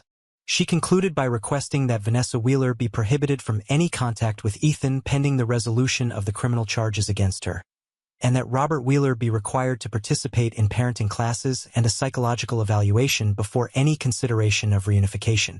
Judge Keating nodded, making notes. Thank you, Ms. Martinez. Mr. Fernandez, your response on behalf of Mr. Wheeler. Michael Fernandez rose, straightening his tie with a practiced gesture. Your Honor, while my client understands the gravity of the situation and the state's obligation to ensure Ethan's safety, we believe that removing him from his father's care is an unnecessarily traumatic step that serves neither Ethan's emotional well-being nor the state's interest in family preservation. He paused, allowing the judge to absorb this framing before continuing. Mr. Wheeler was, as the state acknowledges, unaware of any mistreatment of his son. Upon being informed of the allegations and shown evidence, he has demonstrated nothing but cooperation with authorities and commitment to his son's welfare. Fernandez produced several documents from his briefcase. We have here a sworn statement from Mr. Wheeler that he has initiated divorce proceedings against Vanessa Wheeler and has obtained a temporary restraining order prohibiting her from entering the family home. Additionally, Mr. Wheeler has already enrolled in a parenting class recommended by DCFS and has arranged for flexible work scheduling to ensure he can be more present in his son's daily life. Robert's proactive steps appeared to catch Martinez slightly off guard. She accepted the copies Fernandez handed across the aisle with a professionally neutral expression that nevertheless betrayed a hint of reassessment. Furthermore, Fernandez continued, Mr. Wheeler has arranged for his sister, Catherine Wheeler, to temporarily relocate from Boston to assist with Ethan's care. Ms. Wheeler is a licensed elementary school teacher with no criminal history and no involvement in the current situation. She has already taken a leave of absence from her position and will arrive this afternoon. He produced another document. We have her affidavit here, along with her teaching credentials and a character reference from her principal. Judge Keating accepted the additional paperwork, reviewing it with careful attention. This is certainly comprehensive preparation, Mr. Fernandez. When did Mr. Wheeler make these arrangements? Yesterday evening and this morning, Your Honor. My client has not wasted a moment in creating conditions that would allow Ethan to return home safely. Robert's desperate efficiency spoke volumes about both his love for his son and his growing recognition of how significantly he had failed in his protective role. The judge's expression remained neutral, but she nodded slightly, acknowledging the effort if not yet endorsing its adequacy. Given these substantial steps, Fernandez concluded, we request that Ethan be returned to his father's custody today, with appropriate oversight from DCFS and any additional conditions the court deems necessary. Continued separation will only compound the trauma Ethan has already experienced. Judge Keating turned to James Levinson, Vanessa's attorney. Mr. Levinson, does your client wish to address the court regarding the temporary placement of her stepson? Levinson conferred briefly with Vanessa before standing. Your Honor, at this time, Mrs. Wheeler will reserve comment on the placement issue while the criminal charges against her are pending. However, I am instructed to state for the record that she denies the characterization of her actions as presented by the state and maintains that many of Ethan's injuries were accidental or self-inflicted during behavioral episodes. A ripple of tension moved through the courtroom at this partial denial, which contradicted Vanessa's earlier admissions to Detective Molinari. Robert's face flushed with anger, his hands clenching into fists beneath the table. Judge Keating's expression revealed nothing as she made another note. Thank you, Mr. Levinson. Ms. Chun, what is the position of the Department of Children and Family Services? Melissa Chun stood, her practical suit and minimal jewelry reflecting the pragmatic approach of someone who balanced idealism with the realities of an overloaded system. Your Honor, DCFS acknowledges Mr. Wheeler's swift action to create safer conditions for Ethan's potential return. However, we would prefer a more graduated approach than immediate full custody. She outlined a compromise position, a trial period of daytime visits progressing to overnight stays, with continued monitoring and support services. This would allow Ethan time to process recent events and for Mr. Wheeler to demonstrate his commitment to the proposed changes in a supervised context before full reunification. Judge Keating considered this middle ground thoughtfully. Before making my determination, I'd like to hear from Detective Donovan regarding her assessment of the home situation and Mr. Wheeler's awareness of the alleged abuse. Claire stood, her testimony precise and factual. She described Robert's apparent shock upon learning of the abuse, his immediate acceptance of the photographic evidence despite initial disbelief, and the subsequent search of the Wheeler home that had revealed hidden alcohol containers and prescription medications in quantities suggesting substance abuse.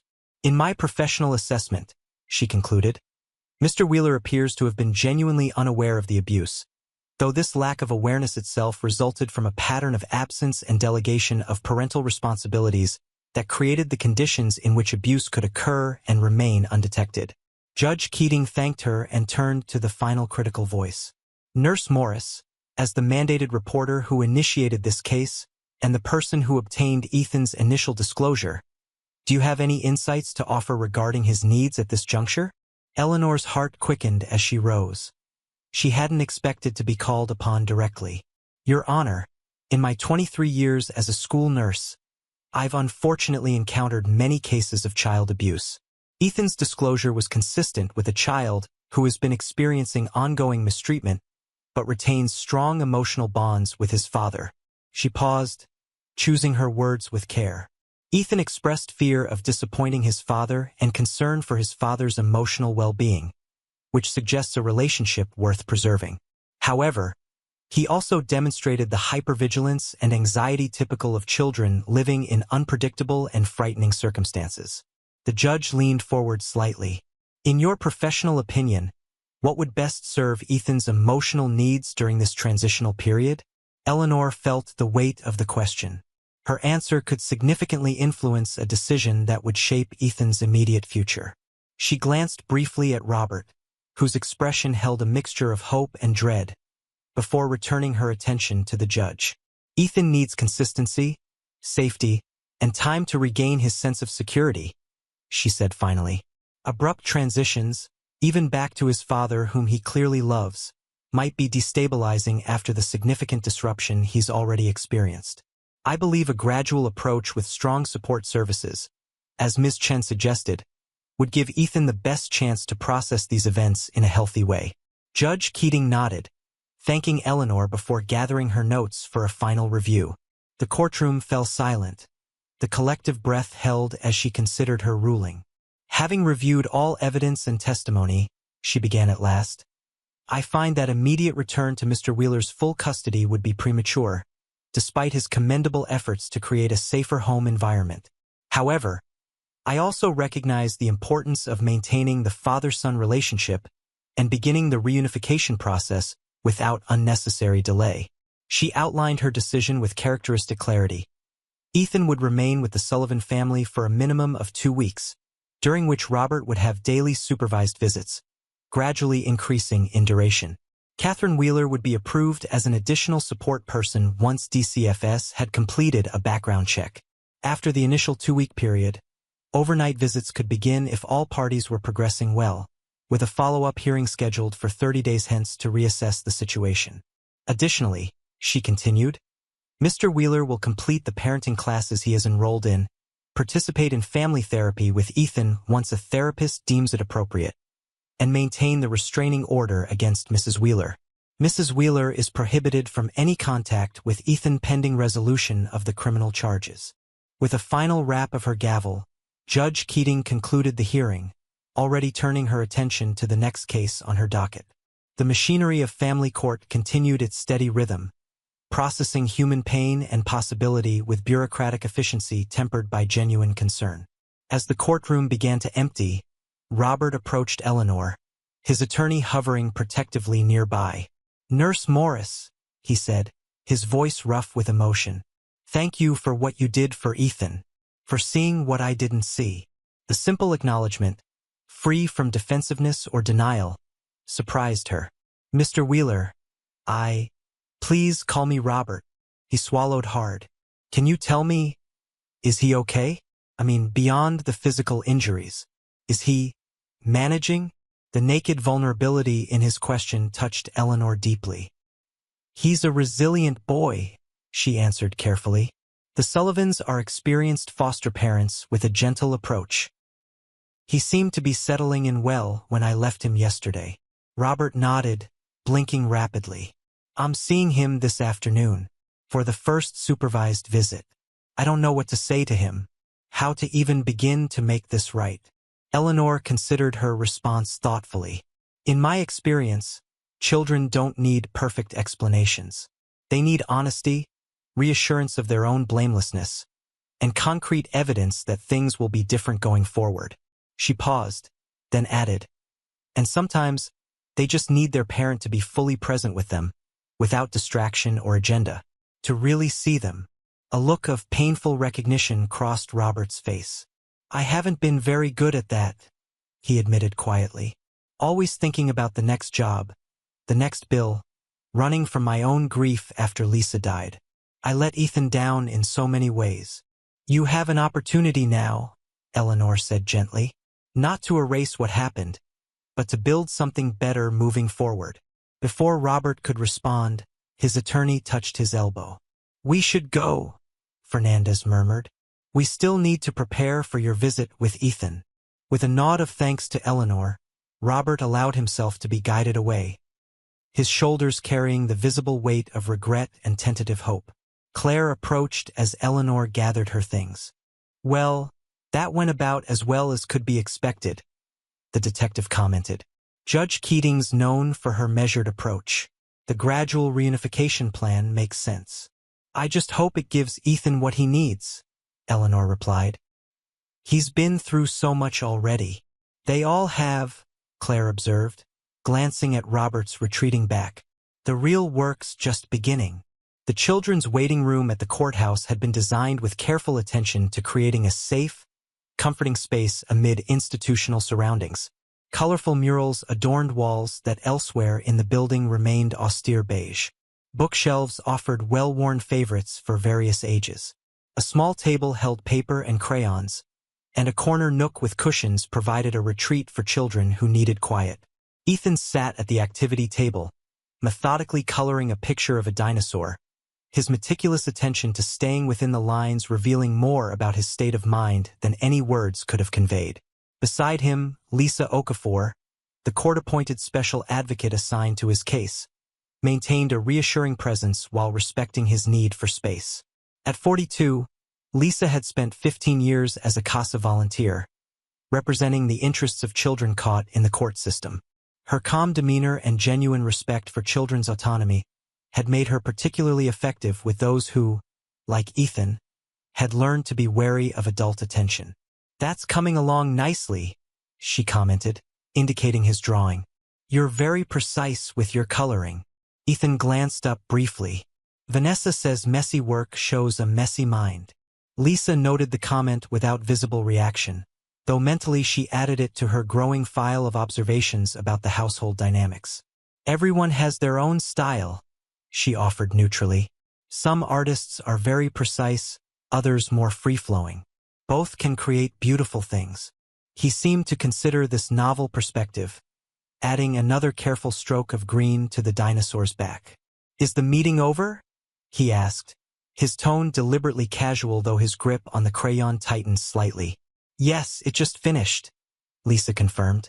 The judge has made her decision about where you'll be staying for now. His hand stilled. And you'll continue staying with the Sullivans for a little while longer, but you'll get to see your dad regularly. In fact, he's coming to visit you this afternoon. Ethan's expression remained guarded. At the Sullivans' house? Yes, I'll be there too, just to help make sure everything goes smoothly. He returned to his coloring, pressing harder with the crayon. Does my dad know what I said? About Vanessa? Yes, he does, Lisa answered honestly. He knows about the bruises and what you told Nurse Eleanor. Is he mad at me? The question emerged in a whisper, the crayon now motionless in his hand. No, Ethan. He's not mad at you. He's sad that you were hurt, and that he didn't know about it sooner so he could protect you. But he's not mad at you at all. The boy absorbed this information with the careful consideration of a child who had learned to analyze adult reactions for his own safety. What about Vanessa? Will she be there too? No. Vanessa won't be at the visit. And the judge has said that she can't see you right now. Relief flickered across his face before he mastered it. Okay. Lisa watched him resume coloring, noting the slight easing of tension in his small shoulders. The Sullivans are waiting outside whenever you're ready to go. There's no rush if you'd like to finish your picture. Ethan surveyed his work critically. It's done, he decided, carefully setting down the crayon and writing his name in the corner with precise block letters. As they prepared to leave, he suddenly turned to Lisa. Will I ever go home again? He asked, the directness of the question belying the complexity of emotions behind it. Lisa crouched to his level, maintaining eye contact without crowding him. The judge has asked everyone to work together to make it possible for you to go home to your dad when it's safe. That might take a little time, but yes, that's the plan. With Vanessa too? The wariness returned to his expression. No, Lisa said clearly. Your dad has told the court that Vanessa won't be living in your home anymore. Ethan digested the significant information, his face revealing the complicated mix of relief, guilt, and uncertainty that such a major family reconfiguration evoked, even when it was clearly necessary. Dad will be all alone, he observed quietly. He'll have you, Lisa reminded him gently. And I understand your Aunt Catherine is coming to stay for a while too. Aunt Katie? The first genuine animation lit his features. Really? That's what your dad arranged. She's arriving today. The mention of his father's proactive step to bring a trusted family member into the situation visibly reassured Ethan in a way that abstract promises of safety could not. For the first time that morning, Lisa glimpsed the child beneath the carefully constructed facade of compliance. A glimpse of the natural enthusiasm and trust that deserved the chance to flourish again. Robert Wheeler paced the small office where he waited for his scheduled visitation, anxiety radiating from him in almost visible waves. The DCFS visitation room attempted warmth with its neutral-toned paint and generic framed landscapes, but the institutional furniture and observation window maintained the unmistakable atmosphere of surveillance and evaluation. Lisa Okafor had briefed him briefly before bringing Ethan in, setting expectations, offering guidance on how to approach this first supervised interaction, emphasizing the importance of honesty without burdening Ethan with adult concerns. Children often blame themselves for family disruptions, she'd explained. Even when they've been mistreated, they may feel guilty for causing trouble by disclosing abuse. It's critical that you reassure Ethan this isn't his fault and that he did exactly the right thing by telling the truth. Robert had nodded, desperately trying to absorb every piece of advice, terrified of making this harder for his son than it already was. When the door finally opened and Ethan entered, Robert's carefully rehearsed greetings evaporated. His son looked simultaneously so familiar and so changed. Still the same brown hair that needed trimming, the same serious eyes, but carrying himself with a new wariness that broke Robert's heart. Hey, buddy, he managed, his voice thick with emotion. Ethan stood just inside the doorway, uncertainty evident in his posture. Hi, Dad.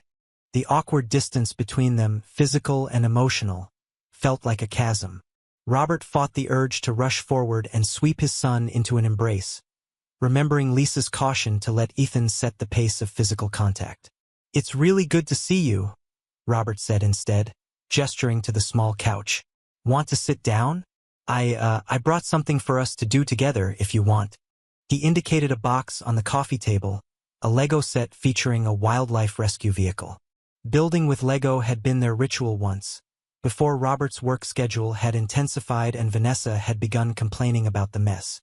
Ethan approached cautiously, glancing at the box with a flicker of interest.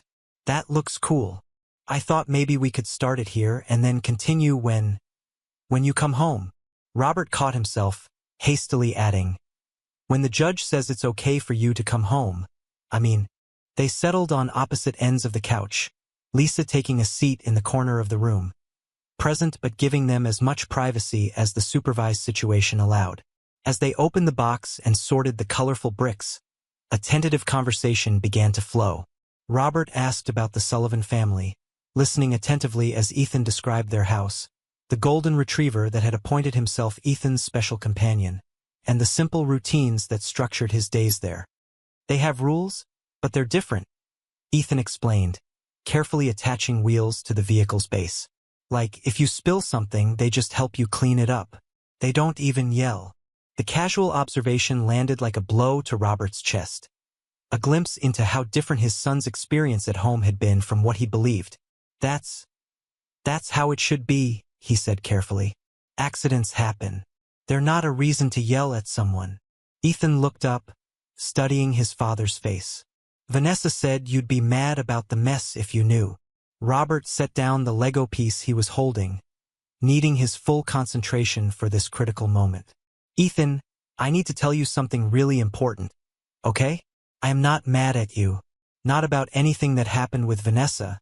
Not about telling Nurse Eleanor the truth. Not about any of this. The only person I'm mad at is myself, for not protecting you better." Ethan's fingers fidgeted with a small brick. "She said you wouldn't believe me." "She was wrong," Robert stated firmly. "I believe you completely, and I'm so sorry you were hurt and afraid in our home. That should never have happened." "Is she coming back?" The question emerged barely above a whisper. "No," Robert said decisively. "Vanessa will not be living with us again. Ever. I promise you that." Ethan's shoulders relaxed fractionally. "Okay." They returned to building the Lego vehicle, the activity providing a framework for connection that pure conversation might have made too intense. As they worked together, Ethan gradually edged closer on the couch, the physical distance between them diminishing organically.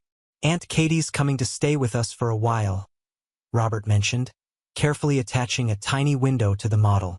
"She's excited to see you." "Lisa told me," Ethan nodded. "I haven't seen her since Christmas. She's taking time off from her teaching job in Boston. She'll be here for as long as we need her." The mention of this concrete support appeared to reassure Ethan further. "She makes good pancakes," he observed, the mundane detail somehow profoundly moving in its normalcy. "The best," Robert agreed, smiling despite the persistent ache in his chest. "Way better than mine." A ghost of a smile flickered across Ethan's face. "Yours always stick to the pan." "Every single time," Robert acknowledged ruefully. "It's like they're superglued." The tiny shared joke, insignificant in any other context, felt like a monumental victory, a slender thread of their former relationship surviving amid the wreckage. As their visit continued, Robert found himself studying his son with new eyes, noticing details he'd previously overlooked. The careful way Ethan organized the Lego pieces before using them, his tendency to flinch slightly at sudden movements, the habitual scanning of the room that spoke of a child accustomed to monitoring his environment for threats. "The Sullivans seem nice," Robert said as their time together began drawing to a close. Ethan nodded. "They are. Copper, that's their dog, sleeps on my bed. Is that okay?" The hesitant request for permission even for this small comfort twisted inside Robert. "Of course it's okay. Dogs know good people when they meet them." "Will I?" Ethan hesitated, then forged ahead. "Will I come home soon?" Robert chose his words with care. "The judge wants us to have visits first so we can get used to being together again. Then, when everyone feels ready, you'll start spending some nights at home too. And eventually, when things are all settled, you'll come home for good." "How long will that take?" "I'm not sure exactly," Robert admitted, "but I promise I'm doing everything I can to make our home safe and happy for you. And until then, I'll visit you every day that I'm allowed to." Ethan seemed to accept this honest but incomplete answer, returning his attention to the nearly completed Lego model. "We did a good job," he observed, turning the vehicle to examine it from all angles. "We did," Robert agreed, recognizing the metaphorical significance of their collaborative creation. something new and functional built from scattered pieces. You know what? Why don't you keep this with you at the Sullivans? And maybe we can start another one next time I visit. Really? Ethan looked up, surprise evident in his expression. Really? Consider it the first of many Dad and Ethan projects. When Lisa gently indicated that their time was ending, Robert fought back the urge to protest, to beg for more minutes with his son. Instead, he forced himself to model the calm acceptance of boundaries that he hoped to instill. I'll see you tomorrow afternoon, he promised. Maybe we can start on that Mars rover set I saw in the store. Ethan nodded, carefully picking up the completed rescue vehicle. Okay. As they prepared to part, Robert crouched to his son's eye level. Can I have a hug goodbye? It's completely okay if you'd rather not. Ethan hesitated only briefly before stepping forward into his father's careful embrace. Robert held him gently, consciously restraining himself from clutching too tight, breathing in the familiar scent of his child's hair, feeling the delicate shoulder blades beneath his palms and thinking of the bruises hidden under the fabric. I love you, Ethan, he whispered, his voice rough with emotion. More than anything in the world. Love you too, Dad, came the quiet reply. As Ethan left with Lisa, Robert remained kneeling on the institutional carpet, overwhelmed by the magnitude of what had been damaged and what now needed rebuilding. The visit had gone better than he'd feared, but laid bare how much ground they needed to recover. He was still sitting there, lost in thought, when Melissa Chun entered the room. Mr. Wheeler? How are you doing? He rose stiffly, wiping surreptitiously at his eyes. I'm okay. It was good to see him. Melissa nodded understanding. The first visit is always the hardest. Ethan seemed comfortable with you, which is a positive sign. He's so careful, Robert observed, the realization coming into focus as he spoke it aloud. Watching for reactions, measuring his words. No kid should have to calculate like that. Children are adaptive, Melissa replied. They develop survival strategies in difficult situations. With consistency and safety, those hypervigilant behaviors gradually fade. How long before he feels normal again, like he doesn't have to be on guard all the time? That varies greatly from child to child, she answered honestly. But the foundation you're laying now, showing up reliably, creating safety, demonstrating that his needs matter, that's exactly what will help him heal. Robert nodded, gathering his composure. What happens now? With the case, we'll continue with the visitation schedule as outlined by Judge Keating. I'll be conducting a home assessment once your sister arrives and you've had time to make the changes you discussed. And we'll be referring Ethan for trauma-focused therapy, which you'll participate in as well when the therapist recommends it. The comprehensive nature of the intervention, the formalized process that would now govern his relationship with his own son, felt simultaneously invasive and reassuring. The system that had removed Ethan from his care was also providing a structured path back to reunification. Whatever it takes, he said simply. I'll do whatever it takes. Vanessa Wheeler sat in the holding cell at the county jail, waiting for her attorney to return with news of her bail hearing. The orange jumpsuit hung loosely on her slender frame, the harsh fluorescent lighting emphasizing the shadows beneath her eyes and the slight tremor in her hands as withdrawal from alcohol and anxiety medication began to take hold. The past 24 hours had shattered the careful facade she'd maintained. The image of the devoted stepmother stepping in to help a grieving widower raise his son, the competent homemaker managing a household while maintaining her part-time design career, the supportive wife understanding of her husband's demanding work schedule. Now, stripped of makeup, designer clothes, and the numbing buffer of vodka and Xanax, she faced the unvarnished reality of what she'd done and who she'd become. The memories she'd blurred with substance abuse returned with terrible clarity. Ethan flinching as she grabbed his arm too hard, her palm striking his face when he'd spilled juice on the kitchen floor, the belt she'd used when he'd talked back to her during one of her migraines, the sickening thud as he'd hit the wall when she'd pushed him for entering her home office without permission. She justified each incident differently. Discipline, accident, necessary lesson. But sitting in the sterile cell, she could no longer hide from the pattern they formed together. Nor could she deny the dark satisfaction she'd sometimes felt in those moments of power over a child who represented everything she couldn't have. Robert's complete love, the biological connection to him she'd failed to achieve despite 2 miscarriages, the uncomplicated belonging in a family she'd always craved. The sound of the cell door opening jolted her from these uncomfortable reflections. James Levinson entered, his expression revealing nothing as he took a seat on the bench beside her. "The bail hearing is scheduled for tomorrow morning," he informed her.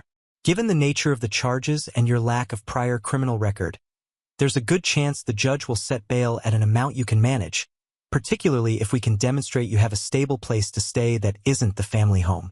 Vanessa nodded mechanically. "My sister's in Hartford. I could stay with her." "Good. That's helpful." Levinson made a note in his legal pad. "Now, regarding the child placement hearing this morning, Robert has initiated divorce proceedings and obtained a restraining order against you. The judge has ruled that Ethan will remain in foster care temporarily, with a plan for gradual reunification with his father." Each statement landed like a physical blow, though none came as a genuine surprise. Still, the clinical confirmation of her marriage's collapse and her complete excision from Ethan's life left her momentarily breathless. "Did Robert say anything?" she asked finally. "About me? I mean," Levinson's expression softened slightly with something like pity. "Mrs. Wheeler, I think you need to prepare yourself for the reality that your husband has made his choice. His actions this morning were unequivocal. He's choosing his son." "Of course he is," she murmured, a bitter smile twisting her lips. "Saint Robert, the devoted father. Never mind that he was barely home, that he left me to handle everything while he buried himself in work." "That may well be true," Levinson acknowledged, "but it doesn't change the legal situation we're facing. The question now is how to proceed with your defense against these criminal charges." Vanessa stared at the blank wall opposite her. "What are my options?" "We have several potential approaches." Levinson laid out the possibilities with professional detachment. "We could pursue a not guilty plea, challenging the prosecution's evidence and presenting alternative explanations for Ethan's injuries. This would mean a full trial." "What are the chances of winning?" she asked, already knowing the answer. Levinson hesitated. "Given the photographic evidence, Ethan's testimony, and your own partial admissions to Detective Molinari, limited." She nodded, unsurprised. "What else?" "We could seek a plea agreement. First-time offender, potential substance abuse and mental health factors. The prosecutor might consider reduced charges in exchange for a guilty plea, mandatory treatment and parenting classes." "And prison time?" "Some likely, but potentially less than you'd face if convicted at trial." He paused, studying her face. "There's also the possibility of an insanity or diminished capacity defense, given what you've shared about your mental state following the miscarriages and your medication use." Vanessa laughed hollowly.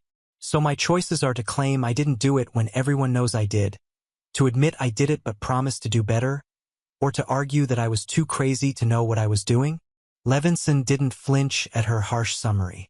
Legal defenses often sound reductive when stated plainly, but essentially, yes. She fell silent, considering these unappealing options.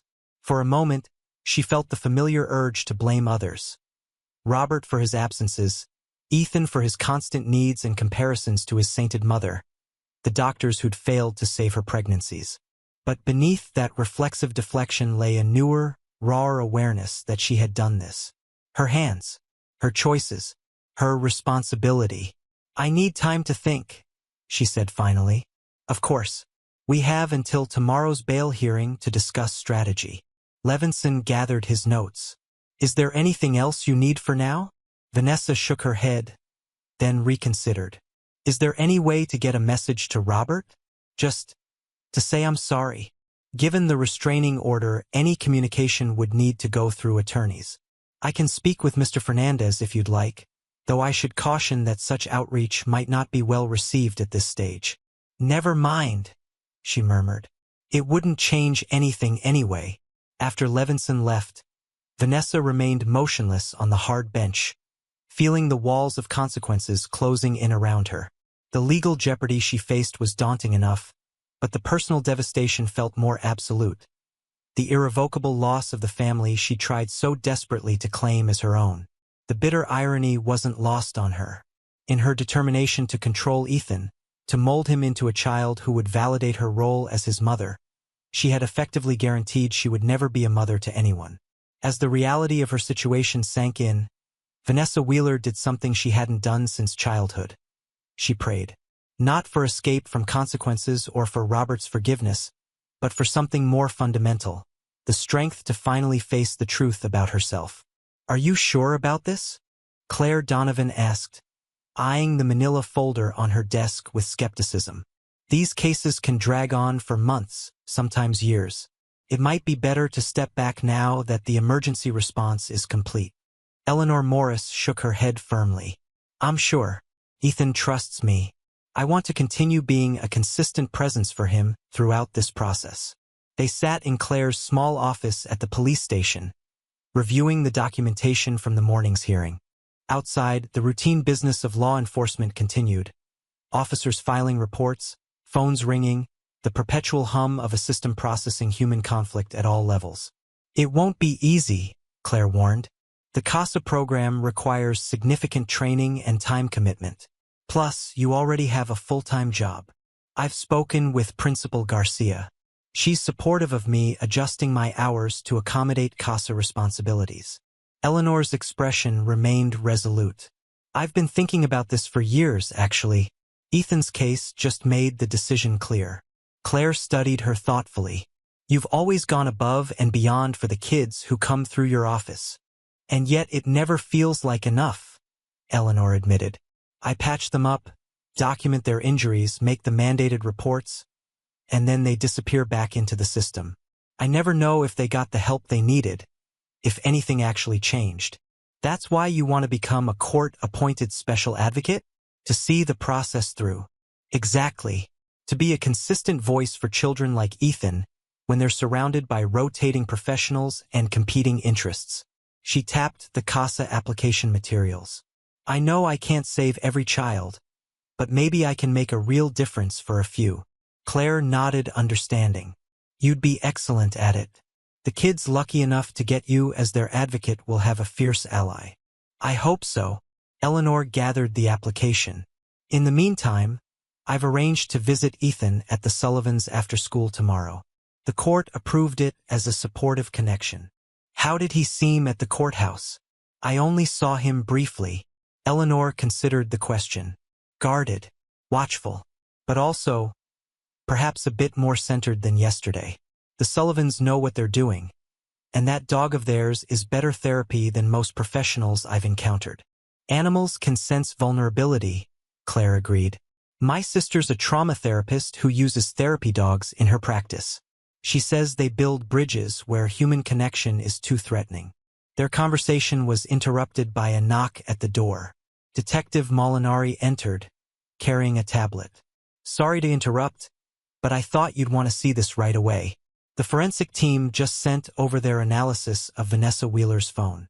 Claire took the tablet, scanning the report with Eleanor looking over her shoulder.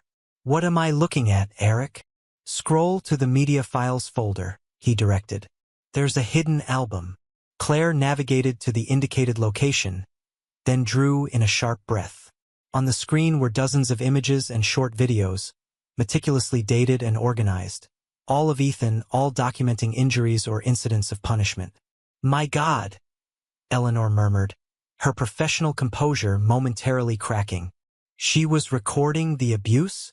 "It appears so," Eric confirmed grimly. "Some of the videos show her administering the so-called discipline. Others are just recordings of the aftermath, bruises, marks. In several, she's narrating as if creating evidence of Ethan's supposed misbehavior and her supposedly justified response." Claire scrolled through several of the files, her expression hardening with each image. She created a documentation system for her own abuse. The level of premeditation here changes things significantly. "The DA's office will want to see these immediately," Eric agreed. "It strengthens the case for the more serious charges." "What about Robert?" Eleanor asked. Do these files indicate any knowledge or participation on his part? Eric shook his head. Not from what we've reviewed so far. In fact, in several recordings, she explicitly mentions waiting until he's gone or hiding evidence before he returns home. Claire set the tablet down, rubbing her temples. I've seen a lot in this job, but this kind of calculated documentation still manages to surprise me. It's almost as if she wanted to be caught eventually, or she needed to convince herself she was justified. Eleanor suggested quietly, creating a record to reinforce her own narrative. The three fell silent, each processing the implications of this disturbing discovery. For Eleanor, it reinforced her determination to stay involved in Ethan's case, to ensure that this evidence of systematic abuse translated into the long-term support and protection he would need to recover. I should go, she said finally, rising from her chair. I have the CASA orientation session this evening. Claire nodded. I'll keep you updated on developments that might affect Ethan, within the bounds of what I can legally share. As Eleanor left the police station, the late afternoon sun broke through the persistent October clouds, casting long shadows across the parking lot. The beauty of the golden light seemed incongruous with the darkness she'd just witnessed in those digital files. Yet it offered a faint reminder that even in the most troubling circumstances, moments of clarity and illumination could emerge. She thought of Ethan, building Lego with his father in the visitation room, taking those tentative first steps toward healing a relationship fractured by betrayal and neglect. She thought of Robert, finally facing the consequences of his emotional absence, seemingly committed to the difficult work of becoming the father his son deserved. She even thought of Vanessa, now confronting the reality of her actions without the buffer of substances or self-deception. The path forward would not be simple or straight for any of them. Healing rarely followed a predictable trajectory, especially from wounds as deep as those Ethan had suffered. But today had brought the first fragile signs that healing was possible, that the shadows that had enveloped this family might eventually yield to light. Eleanor started her car, mentally preparing for the CASA orientation that would mark the beginning of her expanded commitment to children navigating the complexities of the legal system. As she drove away from the police station, she felt a renewed sense of purpose, a conviction that even the darkest circumstances could be transformed through persistent care and unwavering advocacy. For Ethan, and for the children who would follow, she would be that steady presence, that consistent voice insisting that their needs mattered, their futures mattered, they mattered. In a system often overwhelmed by caseloads and constrained by resources, she would stand firmly in the gap, helping to ensure that children like Ethan wouldn't fall through the cracks or be reduced to file numbers. It wasn't a solution to the broader societal issues that contributed to child abuse, but it was something tangible, something real, a commitment to walk alongside those who needed an ally most. And for today, for this moment, it was enough to move forward with hope.